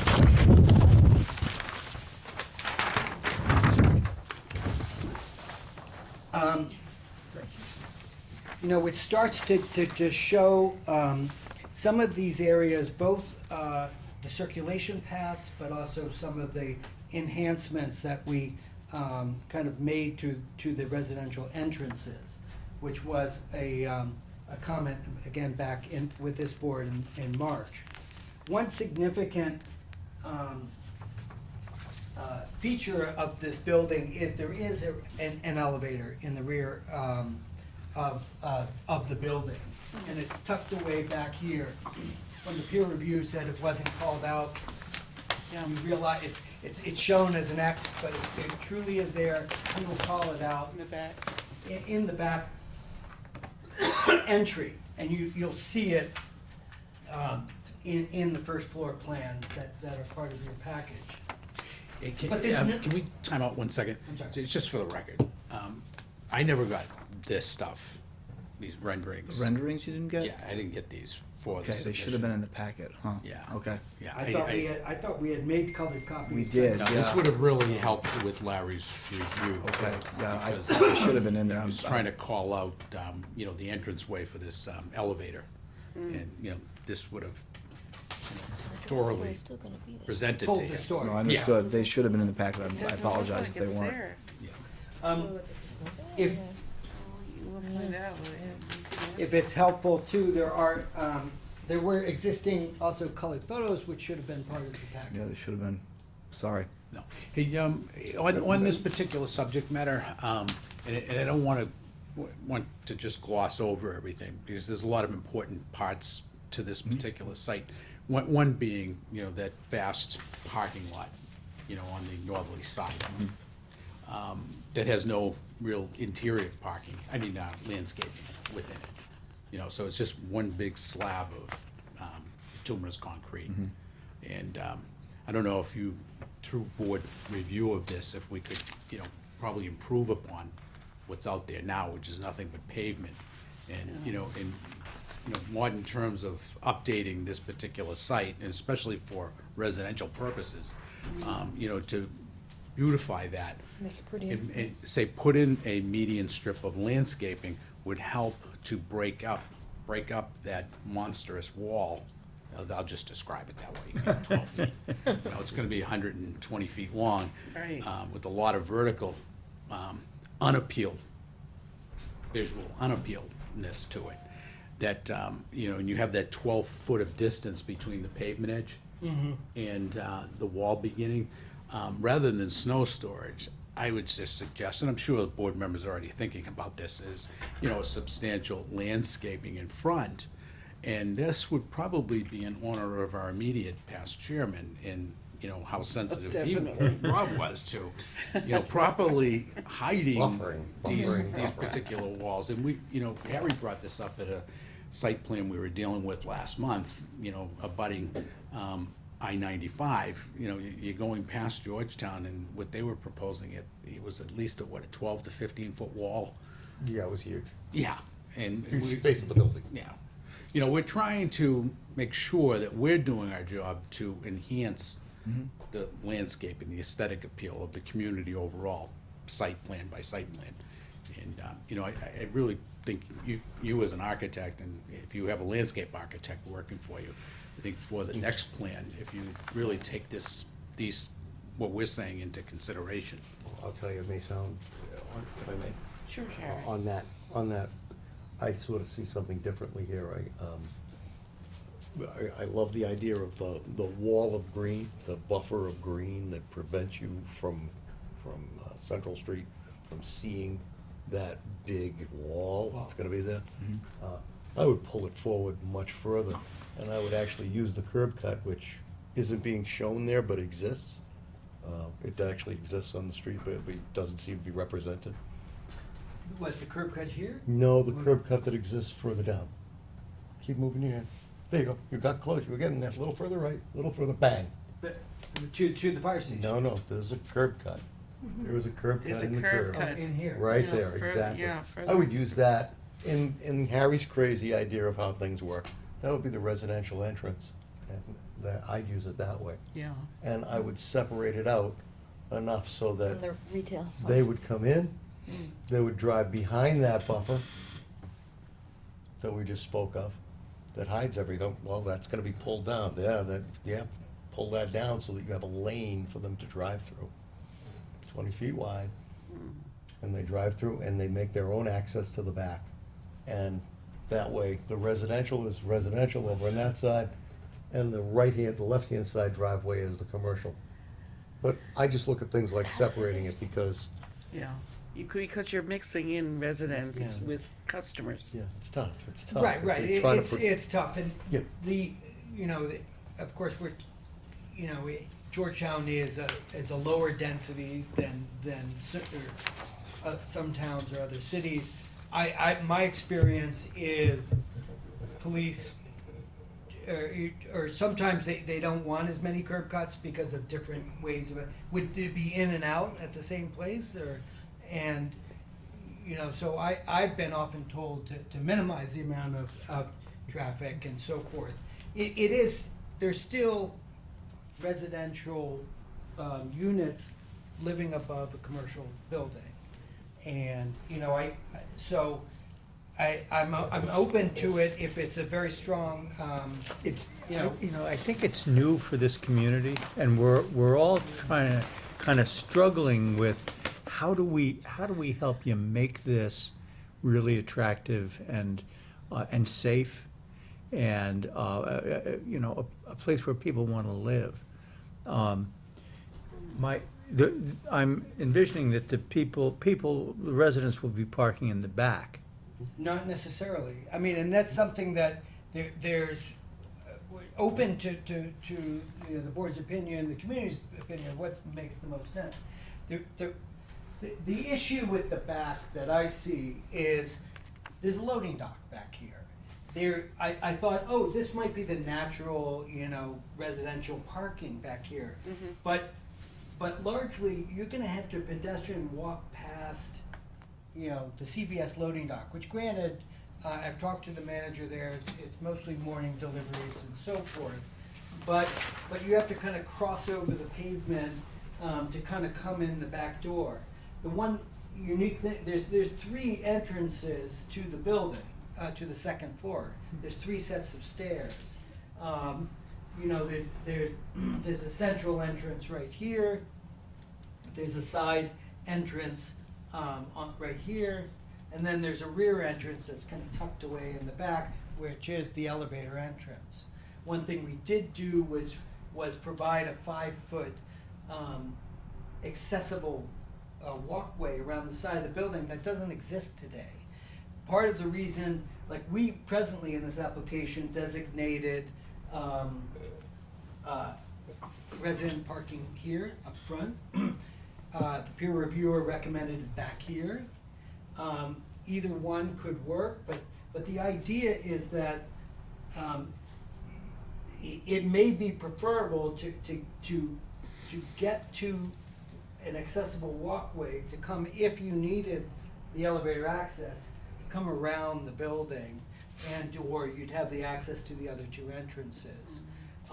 If you designate the resident parking, and I don't have it's not something I would battle. Like, I think whatever works best for the plan, I'm totally willing to accept. But I see this as a little problematic, walking past, the other vehicular traffic of the drive-through window, and the deliveries for CVS, as well as, the back of the building feels like you're coming in the back of the building. Although, as you see in the rendering, we are trying to enhance it through a paver area, an awning, a bench, some planters. I don't see The that rendering on doesn't either really show the form. loading dock though, right? Yeah, no. No, it doesn't, Oh, but I mean, I could give you another image that shows it. The reality is the truck, this is a narrow spot, and the truck has to diagonally cross that. So this is the back entrance door. Oh, yeah. So when the truck's there, you can't get through. Correct. Through the- Okay. except for around the, Yeah. you could always get through this way.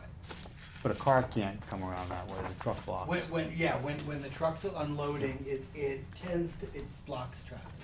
And so it does come early, you know. So how will the residents get out when the deliveries are made? There's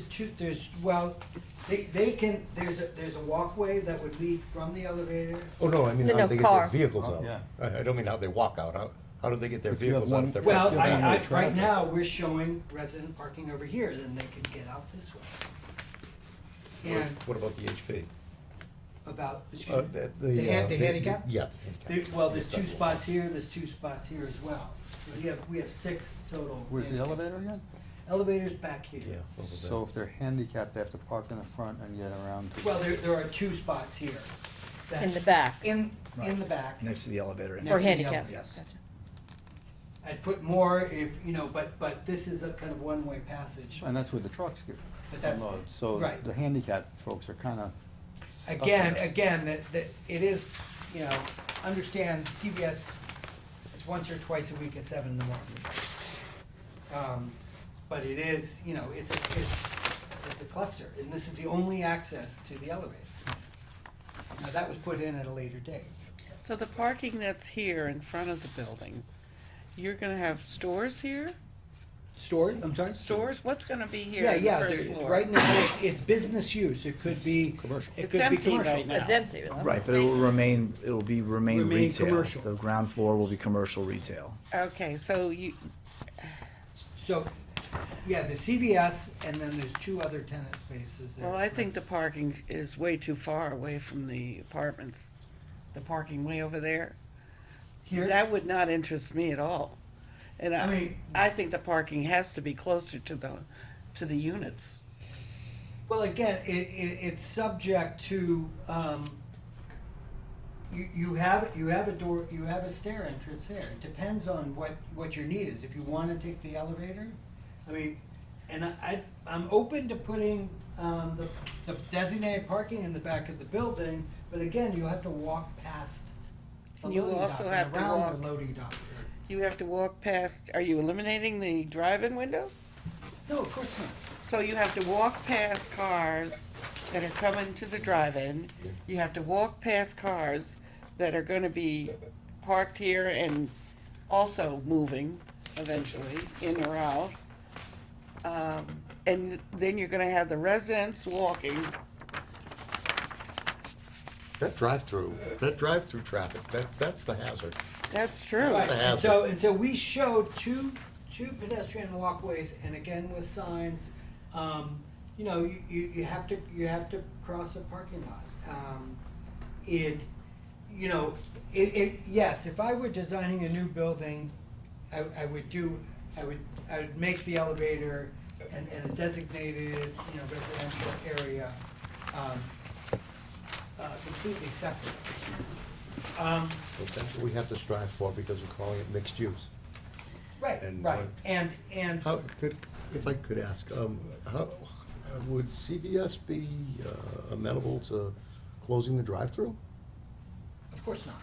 Oh, well, I don't know. I mean, Yeah, it no, may I not mean, be- that's It may or may that's not like, be a big, that's a big bread deal and for but them. that's, drive-throughs for commercial tenants are valuable, and it brings a lot of their business. Yeah. And, Because it's the only drive-through in Georgetown as far You as, don't even allow them. yeah, it's I'm sorry, specifically not allowed. Yeah, that's, Yeah, so I don't know the history of its Yeah, I don't approval, but, to me, it's like, that's, they are the anchor tenant here. And I'll point out, if we just stayed with commercial office, we wouldn't be. I go past this area a lot, and, actually witness the type of traffic associated with the drive-through. And it's far from a Dunkin' Donuts or Starbucks. Oh, scene. absolutely.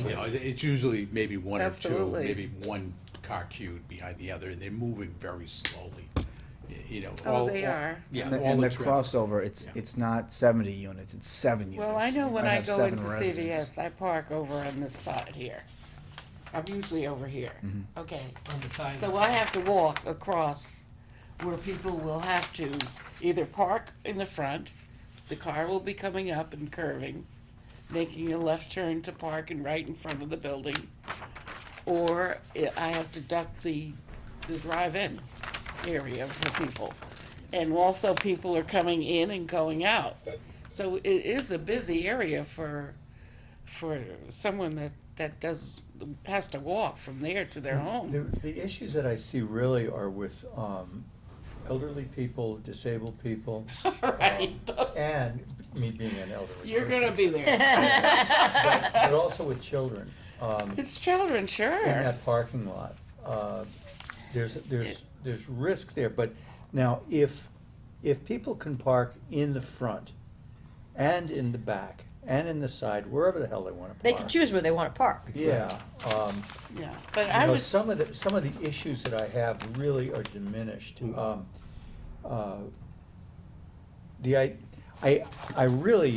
I get the concern about the loading dock in the back, and I wonder if there's a different solution to, what is this CC? I'm looking at sheet 3 of 4. I see this, is it a common corridor?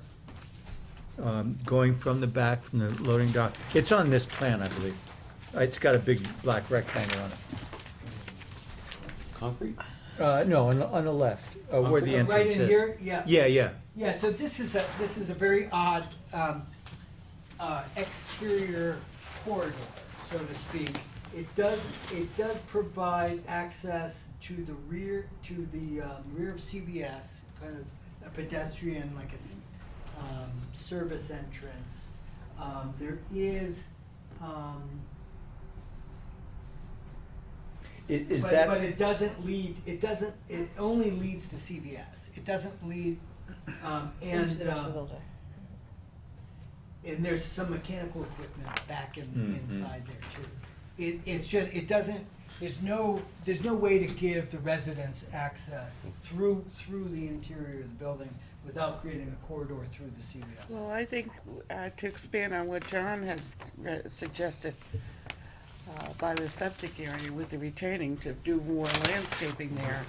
I think like right here, if this could be a walkway right through the parking lot to make it safer for people to walk and then go to their residence in the back.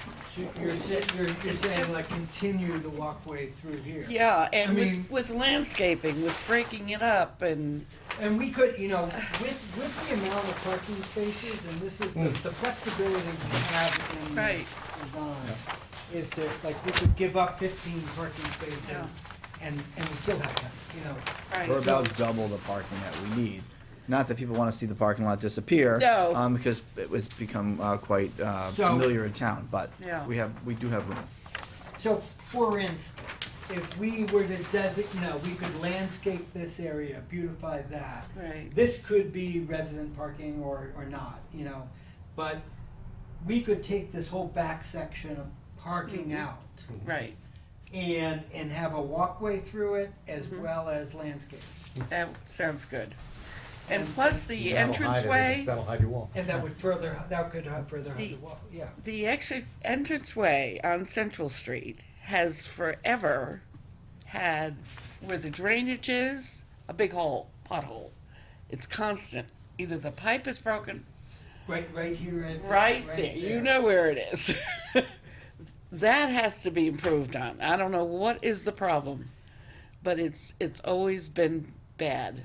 But is that town land or? I don't know. I haven't a clue whether it's a sidewalk, whatever. If it's town land, that water and goes it's still, under. Where Yeah, that- oh, yeah, where yeah, that yeah, stream yeah. running from on the left-hand Yeah, side of the yeah. plan. if it is town land, Where it then goes you to should ground. meet with Peter and see what you can come up with to fix it, because this absolutely is requirement. I'm telling you, that has to be fixed. Madam Chairman, I got three quick issues. Okay. One thing I want the board to recognize, you probably have the best stand of maple trees existing in the front of the property between Central Street and the landscape buffer. I mean, those are thickly planted and, you know, On the mature. right side, yeah. Yes, on the right side. To the left is, That's the stream bed. That's the stream bed. The stream comes out from the back, runs along the Right. south side, and then takes a 90-degree turn along that south side of the parking lot. And then it goes underneath and heads towards Crosby's. maybe that's where it's leaking the water, then, I bet you. That's what overflows, Tilly. Yeah. When that stream overflows, you get the flow down through the parking lot and out to the driveway through the opening. And the landscaping on that side is not nearly as nice as the other. 'Cause it's Yeah, it's very, flat. rough and, don't not know. neat looking at all. I don't know if the Concom would let you turn all that into a culvert or not, so that you could bury the pipe and then landscape it appropriately. But I don't know if the Concom would allow that or not. That's something. Yeah, you probably can clean. Might really complicate your Application. your application with the It's Concom. actually, you know, it's a wetland, working stream. You know, it's been modified by man-made improvements, but it's still a wetland body that has habitat associated with it. And it's getting along pretty well by itself. The other two quick points is the pedestrian safety issues that you're presenting in these renderings here. Anything's an improvement compared to what's there, because it's just walk Yeah. wherever you want, dodge the cars as they're coming and going, you know, it's just a Yeah, it's total kinda free Wild for West. all. You know, people aren't getting hit out there. I haven't heard of any pedestrian accidents, but, you know, what you're showing here is truly an enhancement. But I'm wondering if everybody here did see that newscast a couple of weeks ago where these third graders in Massachusetts came up with the idea of making crosswalks a three-dimensional image. Oh, I saw that. And it's completely ingenious. I mean, Sure you know, is. everybody thinking all the time about how to enhance the safety of Right. walkways. And Right. third graders came up with this thing, and it's amazing. That's neat. What's resulted from that. It really looks like there are blocks for the pedestrian crosswalk. So you're like, you know, what's that? It makes you slow down. Right. There's nothing there, you know? But, you know, if to incorporate something like that in here would be, you know, Well, and then, something you know, to take. change of material often, you know, I think a lot of urban design and roadway design would, you know, they'll often bring a paver in Yeah. or something like that, and, I mean, and just, you know, with a very slight Yeah. crown to it. And, you know, I was thinking about the walkway, you know, it's like, what would the walkway ideally be, you know? Yeah. You know, I'm not sure I wanted But to we do need it a concrete, little but bit softer than Right. a city would have. Right. We need it to blend better. Well, for and, the I mean, there's brick, you know, residents that are- there's brick in the ground level of the building, you know, you end up, the classic thing is a Pavers. brick paver, you know? Yeah. And so you get that, and it's a residential character, it's warmer, it's got little, you know, Yeah. that's largely, we were showing more of a great paver in the back and cutting out the asphalt, gives some kind of landing, you know, with, again, a bench, planters, and this idea, you know, an awning, it's like, That would be we had a nice. coach lights are in the back.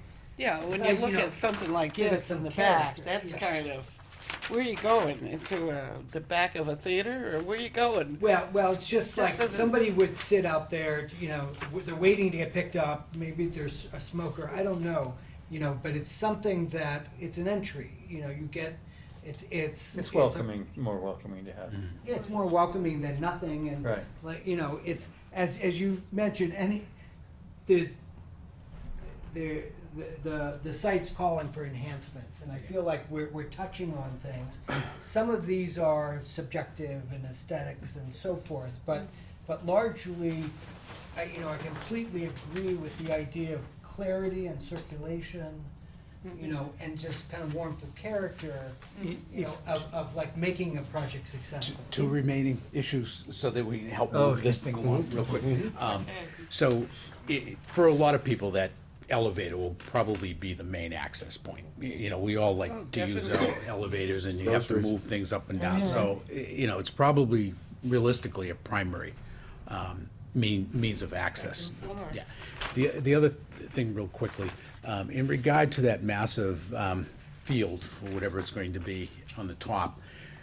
For the next meeting, could you put some attention into, really what it can be used for, and, for human habitation, or if it's not going to be, There's a playground, there's a. Barbecue, picnic Whatever. tables. yeah, or, even if it's just a grassed-in area, it could actually be wildlife habitat. I mean, you get a cottontail population that, believe it or not, the EPA is requiring of all developments, sizable developments, that you provide habitat for cottontails. Well, and they're challenged. It's so right? that Not the many. hawks will find them, and there'll be more of them, and, Yeah. they have to eat too. But, one other point, that's been part of a conversation, all along with this proposal. The fire department, has a problem trying to back in and get out of their, southernmost garage door. So if there's any room for, providing an easement, and the town would take care of, that access matter. Right.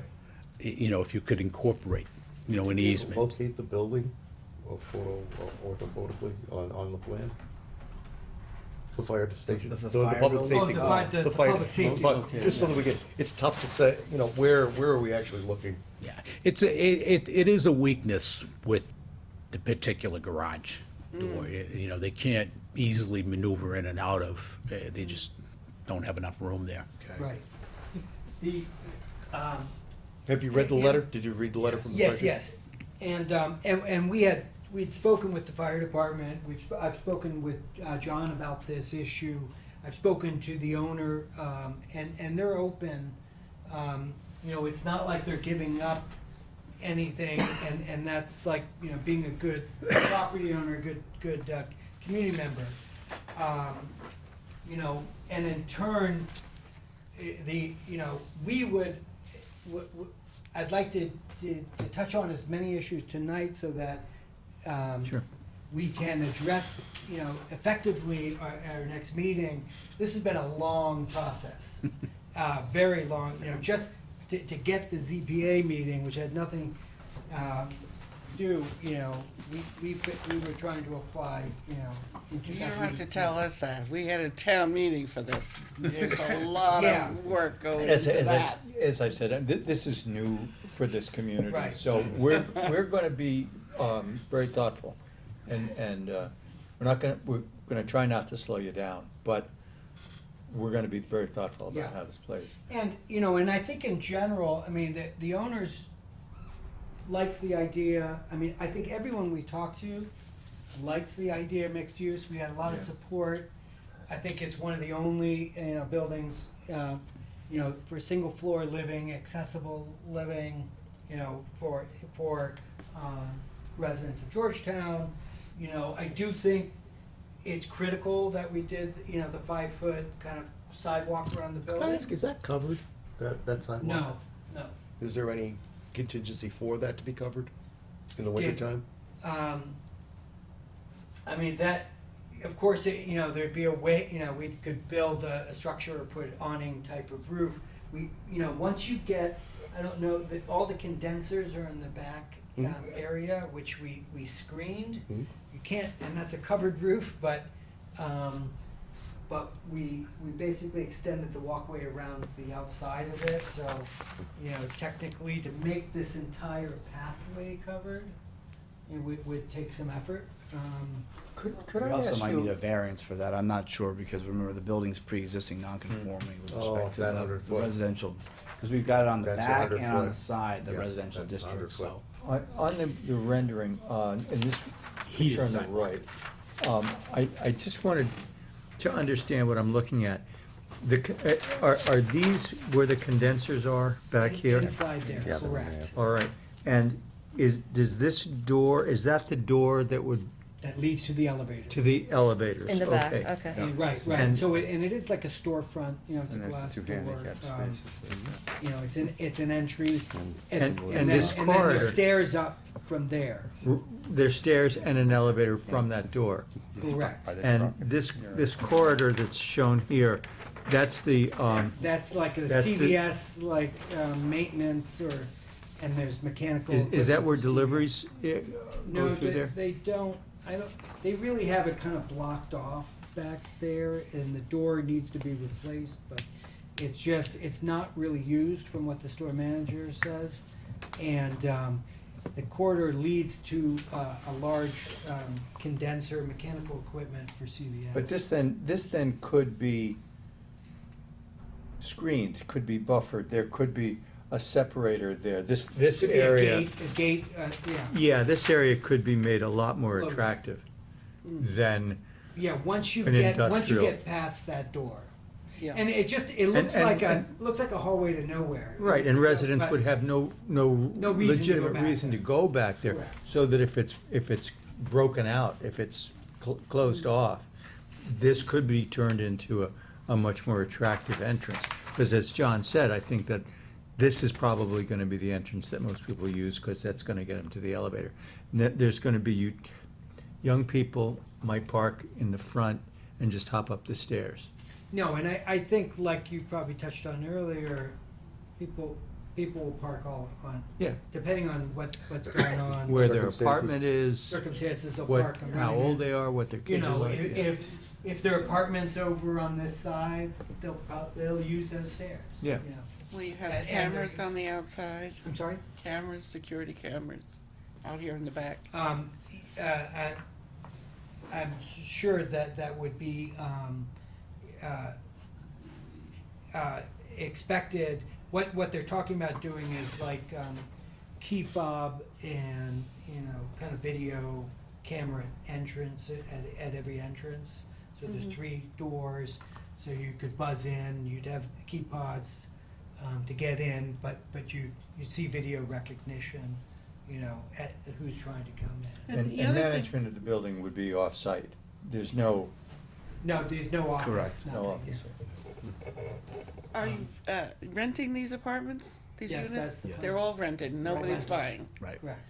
It's not set up as a All club. right. And you understand about the affordable provision? Right. Right, okay, so are you gonna put a unit in here? One of these is gonna be dedicated to, Yeah, I affordable think, I housing. mean, there was an interest in further understanding what the option was there. I think the other one was to pay into a fund.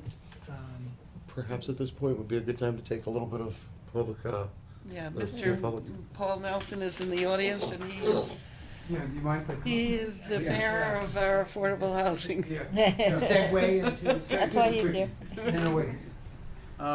Yeah, I went through the material, and it's interesting. I've never quite run into this kind of situation before. HUD uses bedrooms and people. This just uses people, which is interesting. I used Longview's rates for both affordable and market rate as a model. And the delta there is, it's almost twice. It's like $500 a unit if it's a one-bedroom, and like $600 or $800 a unit if it's a two-bedroom. And if you do the numbers on that, it's horrendous. My vote. You end up with after 10 years, about $1 million. So Do you wanna look at it? I don't think you want that. I wrote Paul, you're notes way on over it. my head, so I don't even know. Oh, I okay, don't even well, know what. the other thing, if you actually just use, All right, well, notes the it. formula is not bad.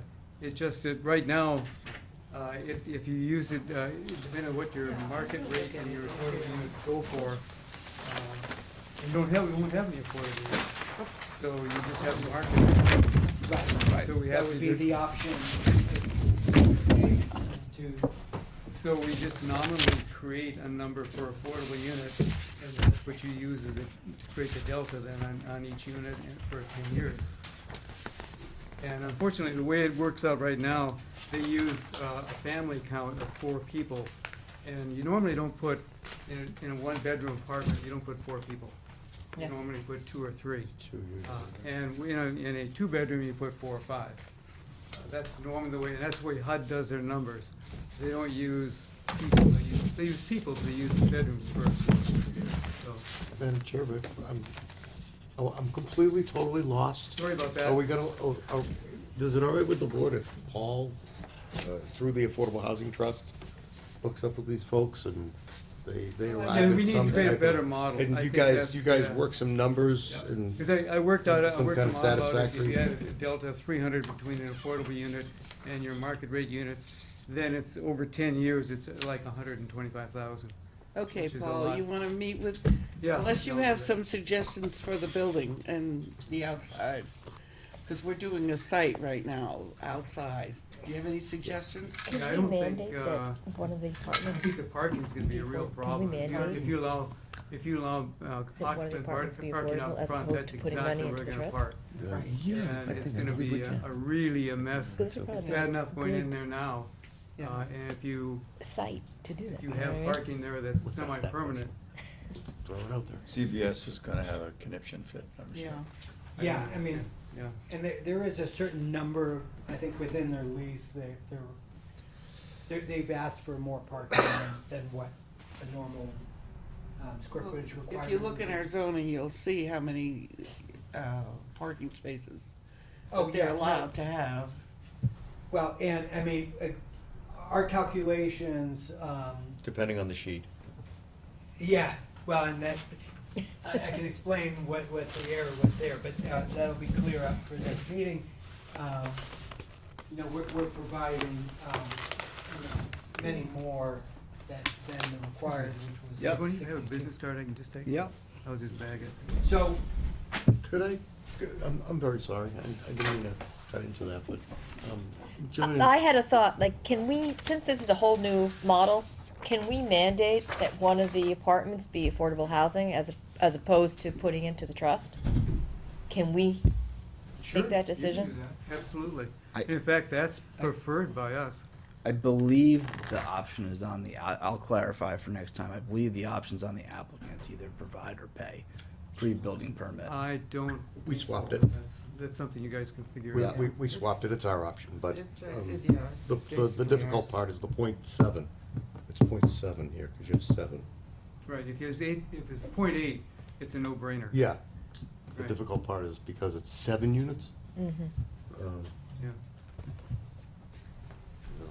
so I'll be in touch. okay, Yeah. yeah, you wanna give me your contact info? Just write it Oh, on sure, this yeah. pad right here.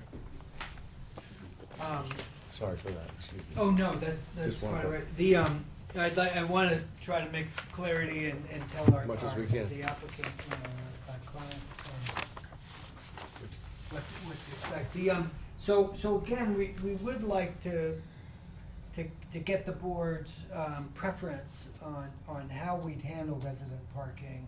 You know, if we go this direction of kind of creating, you know, there's a natural, I think, naturally speaking, the commercial units want the front parking. I mean, that's the standard within the industry, and that Well- seems to be appropriate. And then the residents, you know, we need 14 spaces, if we give two spaces per the 7 units. Where would those 14 spaces ideally be?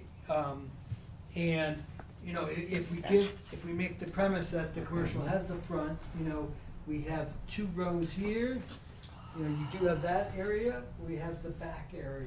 We have 2 handicap, we're saying back here, that could be part of the 14, but, Well, what are these right here? They're parking spaces all here. in the Right. back of the building. Right, the back of the building. Yeah, no, exactly. If the board feels that that's the preferred spot, I'd have no problem with it. Can it be where people wanna park? I mean, some people may It prefer could. in the back, some may wanna be on the Well, side they there. will anyway. Yeah. If I may, are we talking about if I'm in apartment number 3, my designated parking place would be in place X? No, and I don't think we need to be that specific. We're not gonna be that specific. I So would not recommend it. I like what Bob recommended.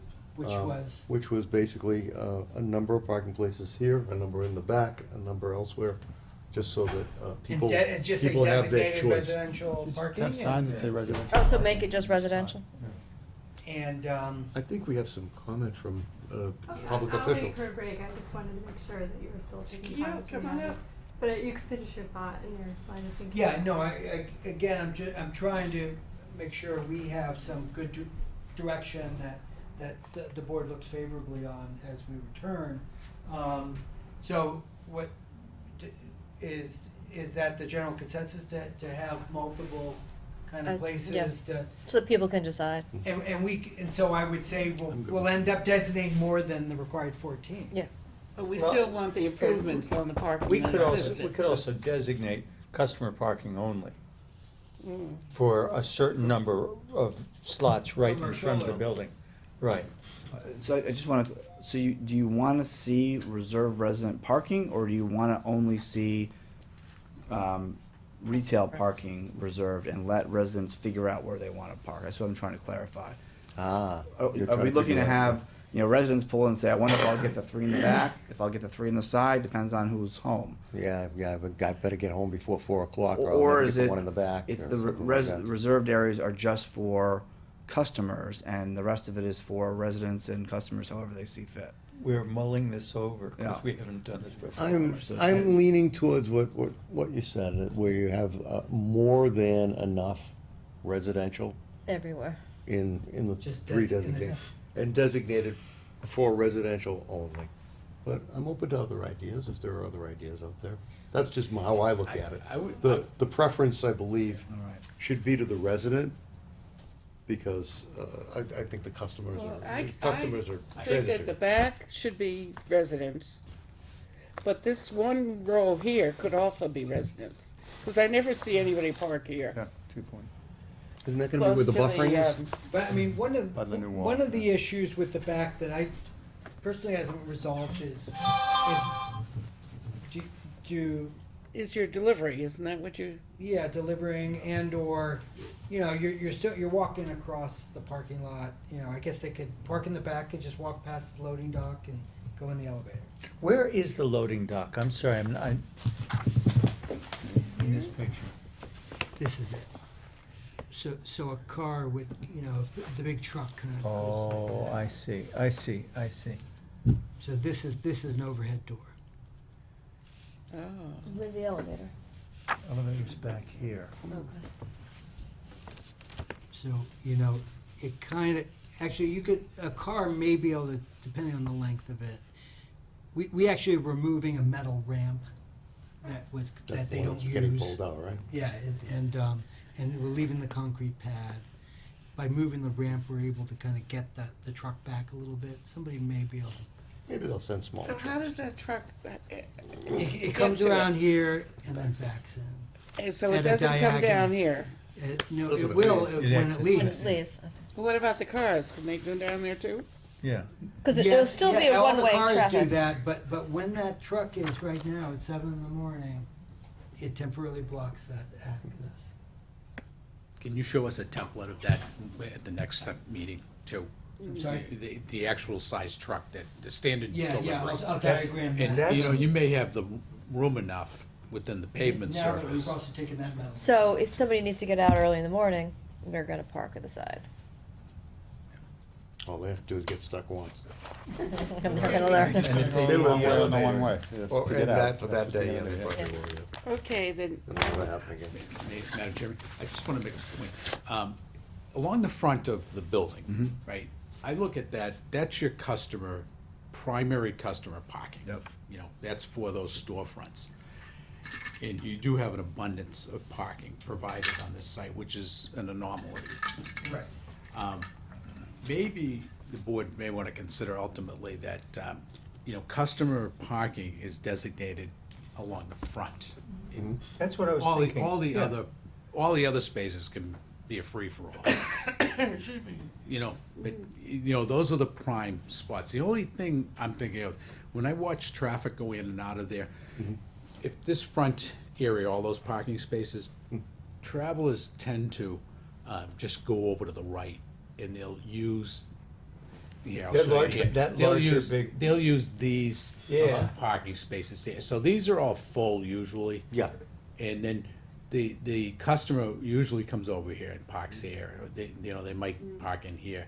So perhaps these designated as customer parking spaces along with the front. And, that'll take care of most of your hours of operation for your CVS. Yep. And, there's just so much parking on this site that it really doesn't matter other than that particular front area. Yeah, that's true. Yeah, I'm just- that's really what I had in mind, that I do wanna be sensitive to the commercial. You know what this parking area does have? Shade. Shade. Sunny days. Well, what always Now, I want that bothered one me- for town. What was, bothered me was that you have No to, shade you're in town hall. elevated, you keep going, I don't know why that was ever designed like that. It's not flat, your parking area here. You're going up. Yep. You know, and that, people don't really park, right near the street here. Because they're parked right there. This area is literally, Yeah, there's almost no one parks on. no, and front, I which think seems like the cars should go right around closer to this area and eliminate this, if you could. The because front, that- right in front of the building, or the rear? Oh, you're Just saying the rear, eliminate yeah, these parking areas here and let Closest the to the road street. come. Because it's, you got. This is not a problem though, because it's one way. It's one way that, you know. Yeah, John, But it is a problem can you because show you gotta John, back up. can you show Yeah. where Tilly's pointing there? Where are you pointing, Tilly? Right here. Front, the bottom. Oh, left. yeah. When they come around like this, She was, you know, Down here. you're backing up Yeah, here. she was eliminating And those. you know, all this is parking, so you'd be watching. I park there sometimes. I actually, for some reason, flagpole that's in where there. I park when I visit, but usually Are you I'm left-handed? walking around the building. Are you left-handed? Left I side. am. It depends on the day. I am too. I go that way myself. Yeah. Sharon, you have something? That's what you're looking at, though. If there's, Yeah. I'm Sharon Freeman, I'm sort of a dual mixed up, I'm from the zoning board, so I'm aware of the project in Tilly because of my role in the zoning board. I'm also a resident of 5080 Main Street, and I tend to be hyper concerned about pedestrian and bicycle safety in particular. So I wanted to just, well, first, the new discussion about the parking I hadn't really thought about, but my thought for the board to consider is for the health of the retail, that I probably, and it might also solve this only just came up in hearing your discussion here, might solve the issue of the egress of the residents when the truck is here, is if you do leave those on the left in front of what is the CVS and the other designated for retail, it will solve any issue of a resident who feels that they should park there that might otherwise be blocked in. So well, that's not true because they'd be in the front, but whatever, I would probably, for the health of the retail, I would keep that section retail only and then allow the residents to park wherever they choose beyond that, and you should have an abundance of parking. This section you're talking about here. To the left. To the left Yeah. of the front Both. door. And the front. And the front, I wouldn't, I'm And not here? sure I would eliminate those, but it is true that personally, I tend to go to the right because it seems safer. But Yeah. that's my personal, Right. but in terms of my role in the zoning board, and this is a blend of two things, so the zoning board, when we heard this, I was the biggest advocate for putting that loose condition on the zoning board of appeals, and I don't remember how it's worded, but that the applicant would work with this board to ensure that, in particular about that window, what do you call it, the drive-through window? That the pedestrians who at that point I think were intended to exit probably from the back of the building where the elevator is, that there would be real focus on safety, because even if there are only one or two cars, I don't know that it would be a naturally assumed thing that someone going through the drive-through who may or may not be from town would expect that it's a mixed-use building, which I do celebrate. So I appreciate that the applicant is working toward that end, and I would encourage you to really think about that and be much more designated and explicit about safety in that regard. Well, can you make it like a real walkway? I mean, so that Yeah. cars can't go on it. And they you have know? done a lot since we met, and I appreciate that. I really do. They really have. So the CVS windows. drive-through is here, and at present, I think Seems pretty this is narrow. pretty blind. So you're popping up here, and you can take a tight turn. And you wouldn't necessarily You can take expect a that there'd be tight turn, but you- residents Yeah. egressing from there, that's If all. if there were some obstacle here that forced you to go around that you could see over, Yeah. that could Like And an the island? sidewalk to the left. an is a island? new Yeah, idea. like an That was a island. great You had a little idea. bit of an island there? Yeah. Yeah. I would drive over actually. And then this is just this will probably get me Make it into higher. trouble. So this is me being quasi ZBA, quasi resident about different issues, but and I'm gonna get in trouble here. So I do think I appreciate the issue about the pothole. If that's town land, it's the town needs to step up and fix that. And I do appreciate that the fire trucks, they demolished a whole building. I They need understand to what you're solve saying, that, but so- zoning board is different than the planning board. We can address abutting properties I to make appreciate them that, but compatible with, and the applicant will be responsible because we will condition it. and you certainly can. Yeah. I just feel like the town does need to be responsible where the town should be responsible. But that's my personal opinion, not the ZBA's And you're on opinion. Central Street? Where do I live? Yeah. I live on East Main Street. I live on the corner On of East the high Main, school. okay. Got it. So my knowledge of this is by virtue of the ZBA. My passion is by virtue of pedestrians. You're on the traffic committee as well? I used to be, but Oh. that dissolved. On this note, though, and I'm glad you're here, because I remembered the third item that I talked a long time ago about Okay. that I skipped to another item, because I forgot that third item. And that third item is probably the most important item when you're talking about pedestrian. Do you know, there's only one crosswalk on Central Street in this vicinity, and it's down at the Right. post office. Yeah. And Yeah. there's one down at the traffic signal, right? Right. But there is such a need, and, you know, you have retail here, and now you'll have residents. And those residents and all the retail, there's a lot of cross-traffic here. Yep. And it's not safe to cross that road at all.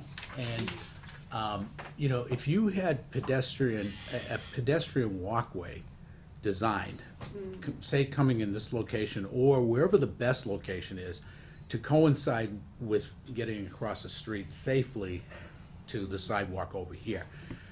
I cross over it personally almost every day on my way to Crosby's to get lunch or dinner. Sure.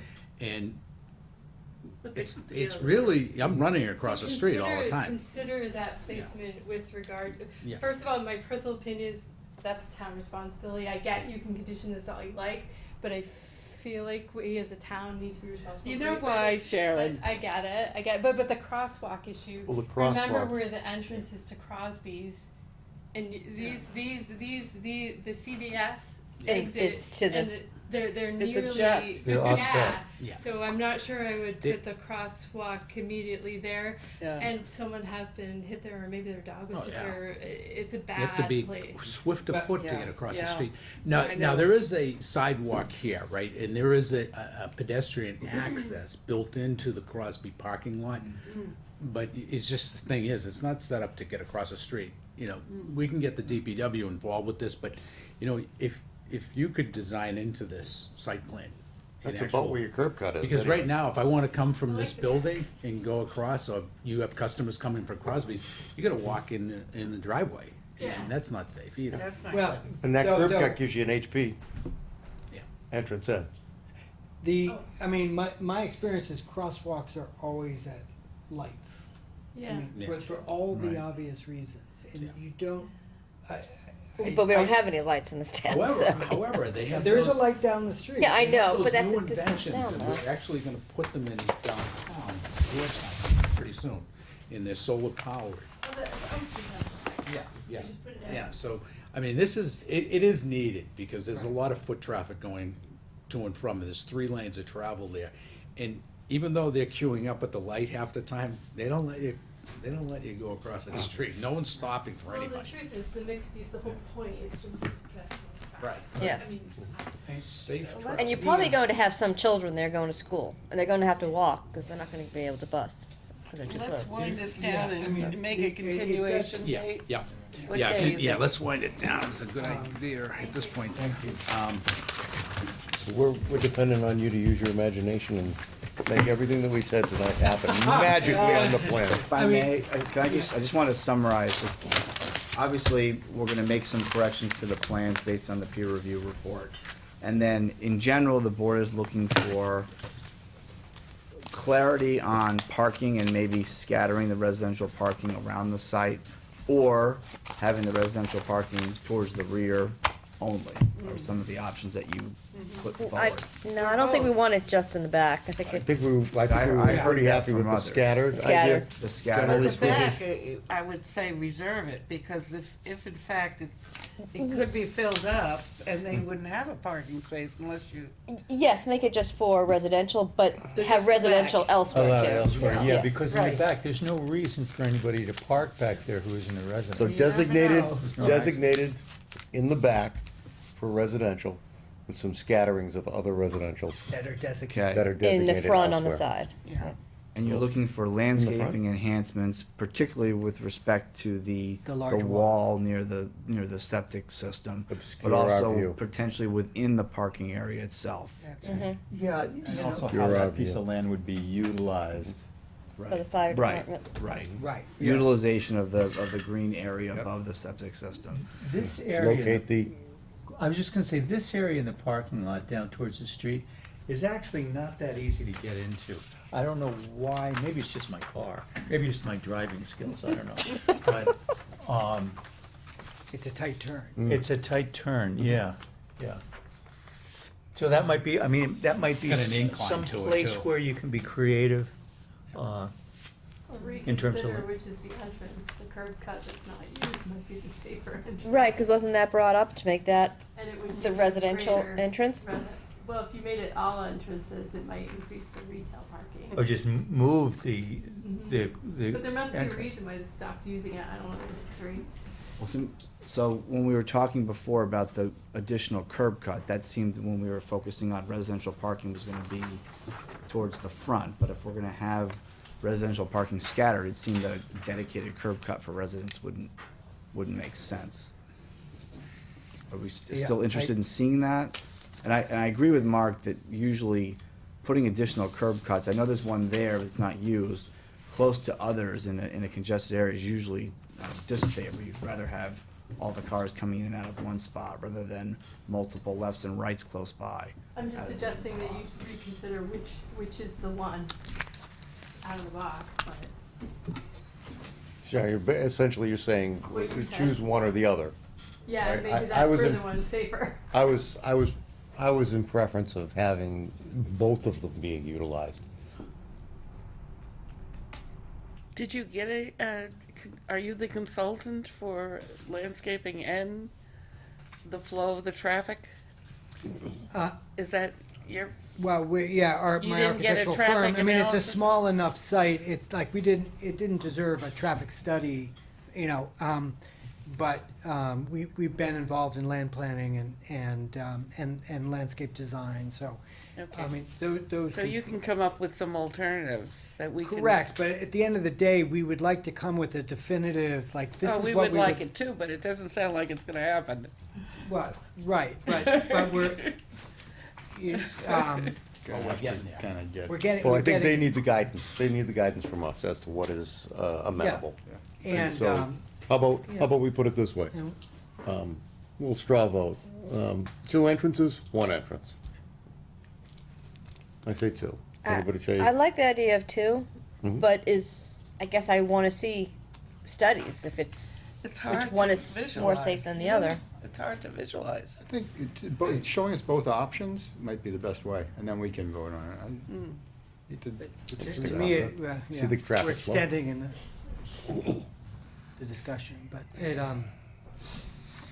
I think, I'm gonna measure what the distance is between them. I tend to think the proximity, does not, I mean, a civil engineer or a road designer would probably not have 2 entrances.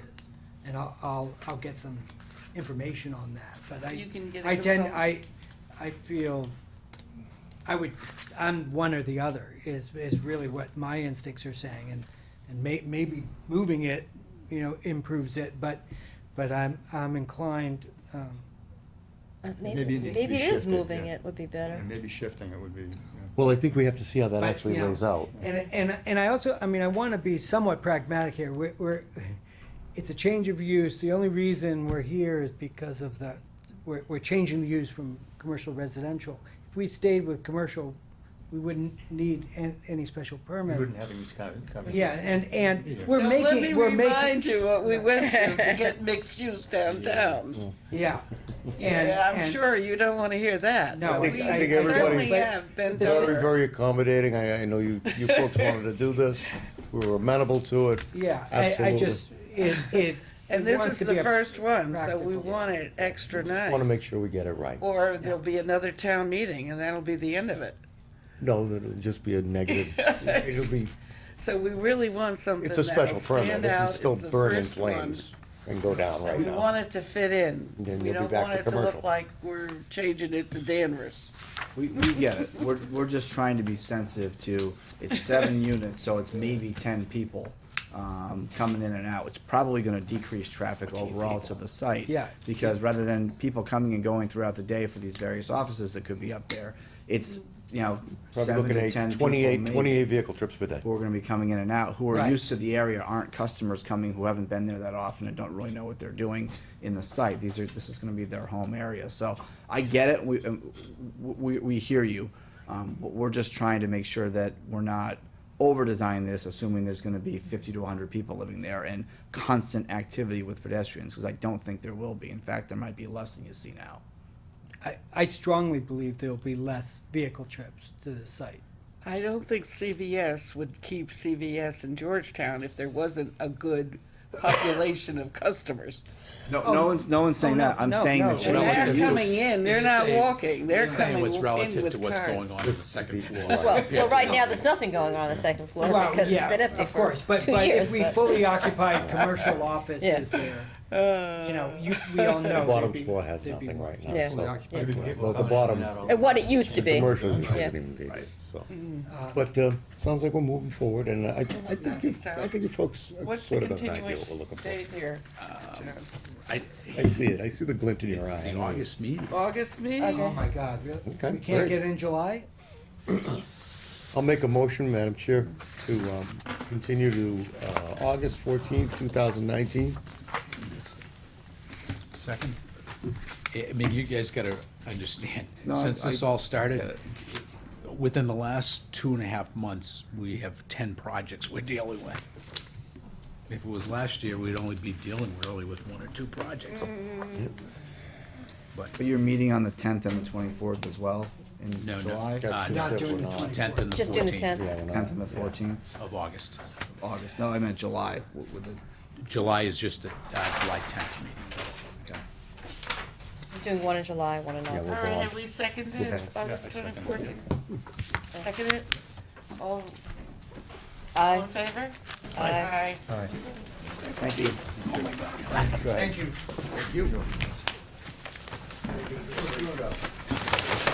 Thank you. I appreciate that. Okay, what do we have now? 4 Carlton Drive? Good thing we're not Congress.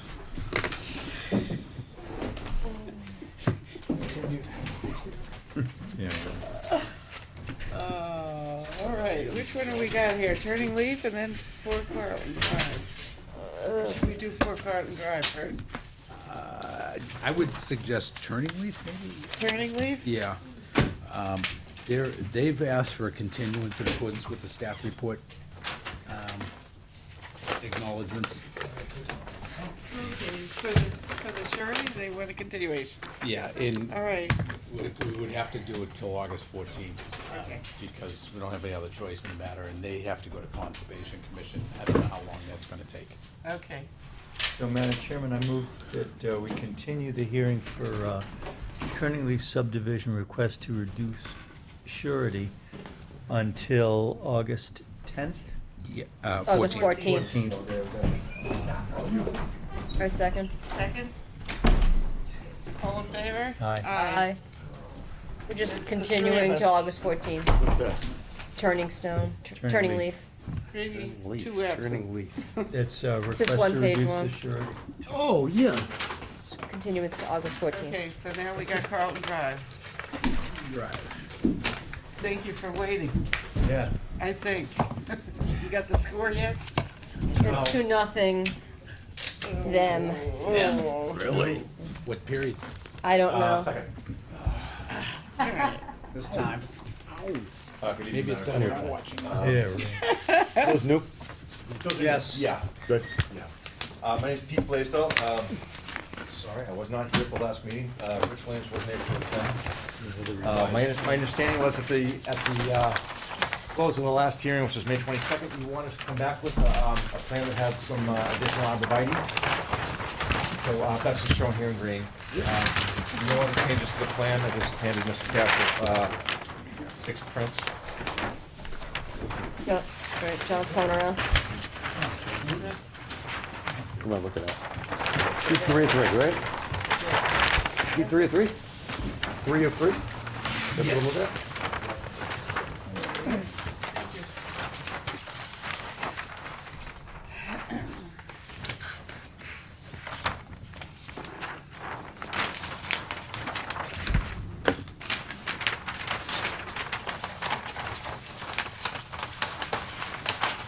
That's what we asked for.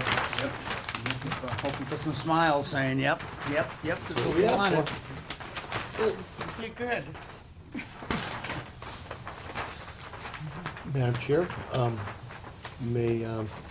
now I'm gonna have to find it before I open my big mouth. But, can we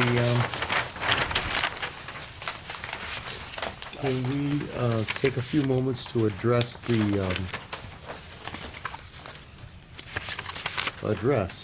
draft decision that John has been kind enough to, create for us?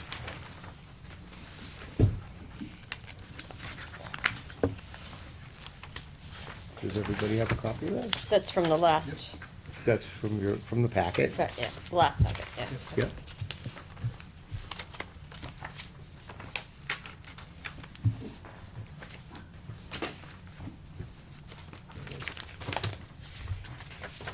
Did you find that candy cane out there that I saw? It's not a candy cane, ma'am, no. It's What just- is it? It's What is it? it's a property, it's a granite line marker. I think what you probably, there's like a white reflector on the top of it. Oh. That's what you saw. Oh. You had me worried. Had me thinking I was hallucinating, but no, the septic's out front. Yeah, It's out so front. that's the marker of what, the I don't know, that's side? just the lot line between us and the butter on the right. Madam Chair, could, just want to call everybody's attention to page 4 of the draft decision. It's bullet number 5, prior to issuance of the verification of certificate of occupancy.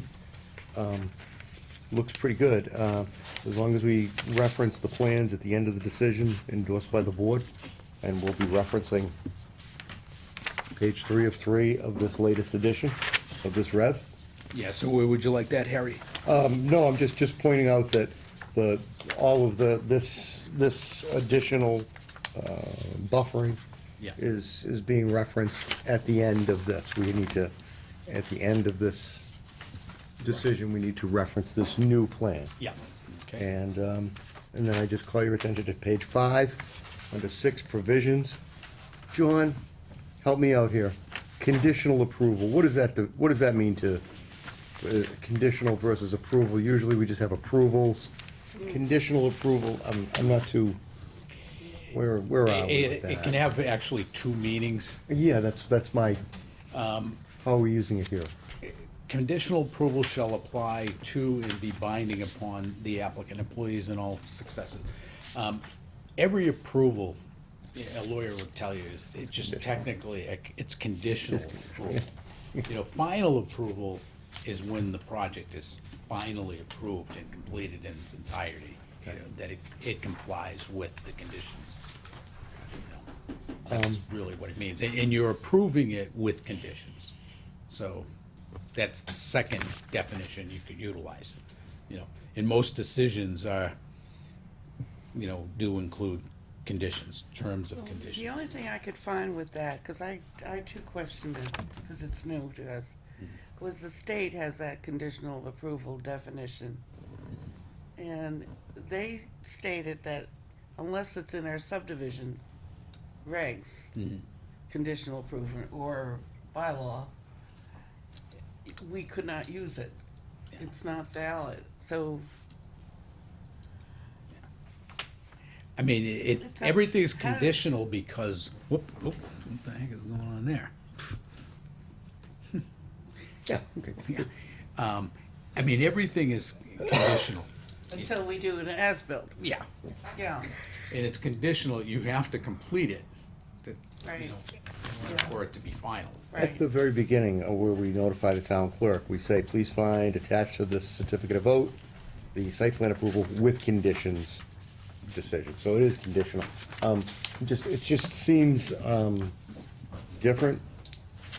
I'm of the mind to take it out because it says, Yeah, it could be disapproval. shall- disapproval? Yeah. Shall apply to? no, that's, Is that good? Is everybody good with the disapproval?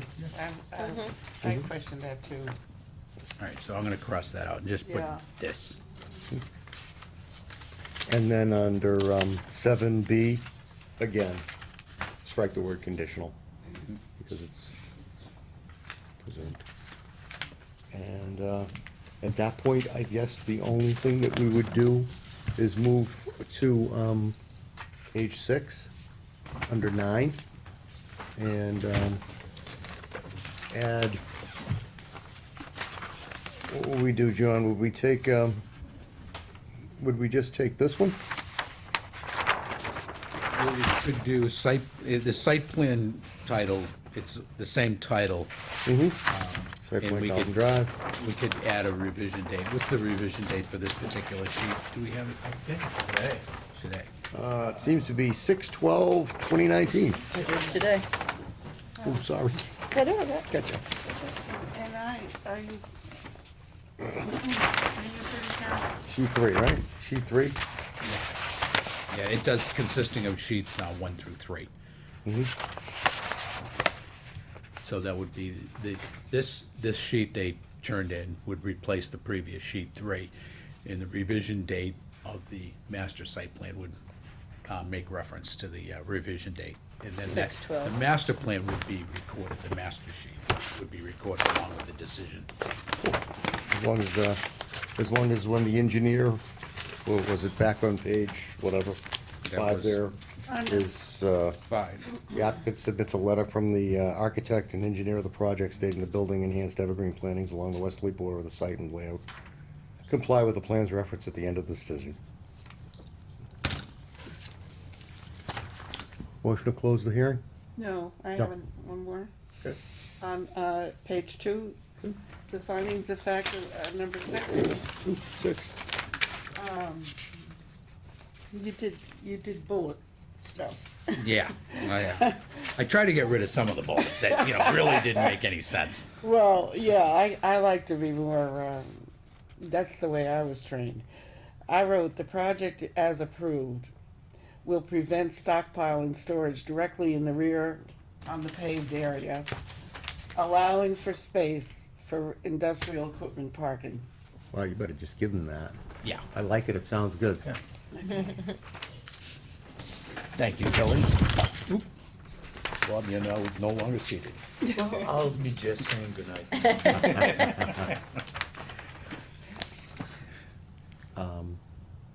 Are we ready for a vote? I'll make Is a there any motion, more- I'll make a motion to, do, how would we best do this?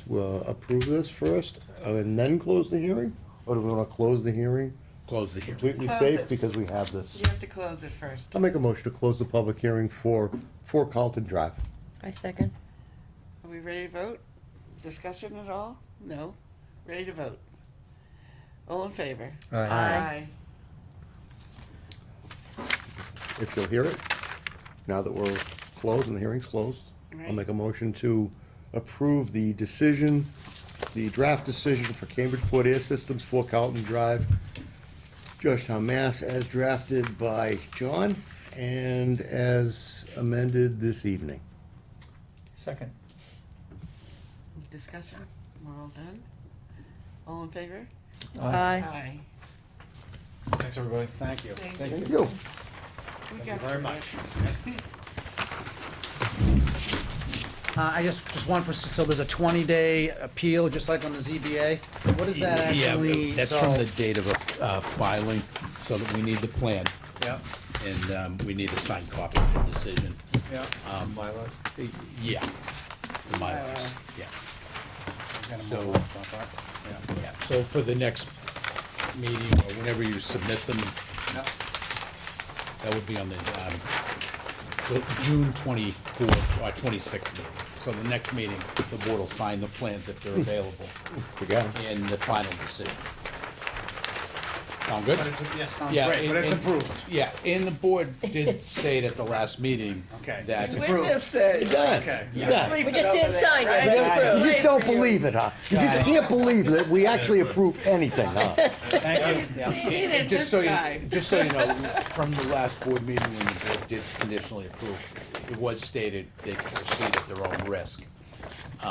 So that's Always, kind of always proceed at your own risk.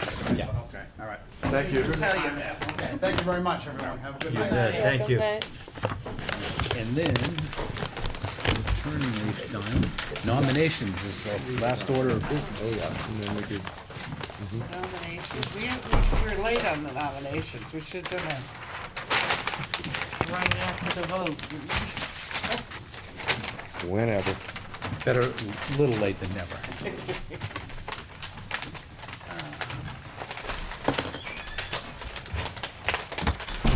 So it's not looking good for the bees, huh? No, we need to get home. We're that's just why. lulling them into a false sense of security. We're sucking them in now. Hurts. Lulling them into a false sense of security.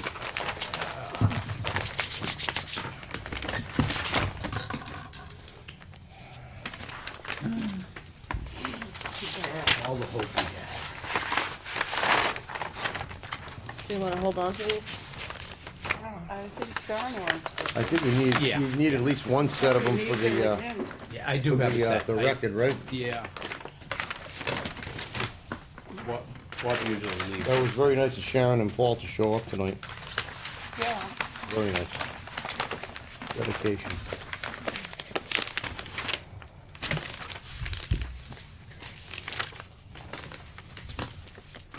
It would be great, now every one of these units are counted on the list. On the SHI? Yes, because they're Four- renting. 4 minutes and 30 seconds left in the second period. 4 minutes and 30 seconds. 2-0. Lull them into a false We got sense of three to security. watch still. We don't wanna hear We're anymore. just getting them, we're lulling them. Is it the second period or third period? Three. There's hope. If I'll tie it up, game will go on to midnight. Time of year, as long as they put the last one in the net. Such a rarity, really. Yeah, yeah. What do you mean, going to 7 games? No, well, that, mostly at home, but just to get to the Stanley Cup is, Oh, yeah. The Bruins? it's not like the Patriots. Every We have year. such high 10 years, standards. if you- So hard being a Boston sports I team. mean, it would be like 3 in 9 months. That would be amazing. The rest of the country hates us, but they really hate us. It's because we're really, really good. Hate everything we do. They're just jealous. That's Can't what it blame comes 'em. down to, yeah. Yeah. So I sense there's a chance. There's a chance. Oh, we haven't given up yet. We haven't Two goals. given up. He scored 2 goals in 10 seconds and half. Come on. Oh, yeah, What? remember they did that with Vancouver? 2. No, 4 is Bang, bang, Four? bang. 3 No, goals, 2. done, walk. You gotta put some skates on Edelman, he's in the Get in the crowd. duck Put some boat. skates on. Did you know that if both goalies get injured, that you're allowed to take anyone, even someone from the crowd, to play goalie by rules in the NHL? Really? Sorry, this is on the meeting, but My goodness. So I Jen know. Thomas Could could, get, you could hire a walrus. Poppy in there. Take him out of ICU. Tim Thomas is supposedly in audience tonight. Okay, so are we ready? John, are you doing this? I see town planner up there. Just to notify, this agenda item calls for the planning board to nominate from the floor and vote for the positions of chairman and vice chairman and clerk. And there's also a nomination necessary for the appointment of the planning board representative to the Community Preservation Committee. All right, and there are 4 provided motions. And that would have to come from members of the board. Okay. So as this would go, in accordance with the procedures, it would be along the lines, I move to nominate so-and-so as chairman of the planning board, and then there being no other further nominations, a second is not needed, and the full board, by voice vote, would vote for the nominee, and the nominee is voted for the position by acclamation. So, Well, I nominate Tilly Vijalista to be chairman of the planning board. Second. You don't need a second. You don't? Nope. Okay. Do you want, that's fine. Well, I'd like to nominate Harry. Okay, sorry, all right. Never mind, yeah, okay, that's fine. Yeah, I don't want to cause a schism here. you know. No. Schism. A schism. I only did it because I thought Tilly was acting as it, so I thought that was the protocol. No, that's fine. Now, how do you feel? How do you feel? Do you want to stay on? I'm not crazy about it, I'll tell you that. Well, the thing, yeah, I don't I mean my really don't. nomination of Harry to be a criticism of your Oh, no, is that what you knowledge. mean? No, I don't care. So I withdraw my nomination then. Can you do that? Can you withdraw? Well, friendly withdrawal. I only took it over because I thought Harry didn't want it, you know. that's- Okay, so I that's didn't why. realize. Yeah. Okay. Yeah, so, yeah. When do you have a position? You have any thoughts or? I would accept the chairmanship if Tilly would be my vice chair. I would definitely get behind that. So I'd Would like you to- get behind that, Tilly? I'd like to nominate Matilda Evangelista as vice chair. Second? Or we don't second? To that. I guess we just vote. I concur. Okay. All in favor? Did- Ready to vote? Aye. Is it a roll call? Wait a minute, which one? Yeah, it's by voice vote. It's by voice By vote. voice vote. So you No give further. your name? So Harry is nominations. chair You are- and yours. Both of you are elected by acclamation, Acclamation. meaning there's Acclamation. no competition. Acclamation. Yeah. I'd like to make a motion, I'd like to nominate, or what is it? I move to nominate. I move to I nominate. move to nominate Robert Watts as clerk of the planning board. That's okay by me? Are there any It's other the nominations? easiest job that I. Are there any other nominations? Are there any other nominations? Okay. There being none. All in favor? Aye. Aye. And I move to nominate, again, Harry. Don't read that one. Read this one, because it's not a nomination, it's an appointment. CPC is an appointment. Oh, I move to appoint. Take that language, just because it's gotta be right. Sorry, it's an appointment. No, I that's move fine. to Yeah. appoint Robert carried Watts away. as the, no, I move to appoint Harry LaCartelia as planning board representative to CPC. Read the rest? Appointment shall commence on July 1st and run to June 30th, 2022. Mhm. Oh, wow. You can't appoint without putting a date on and off. But anyway,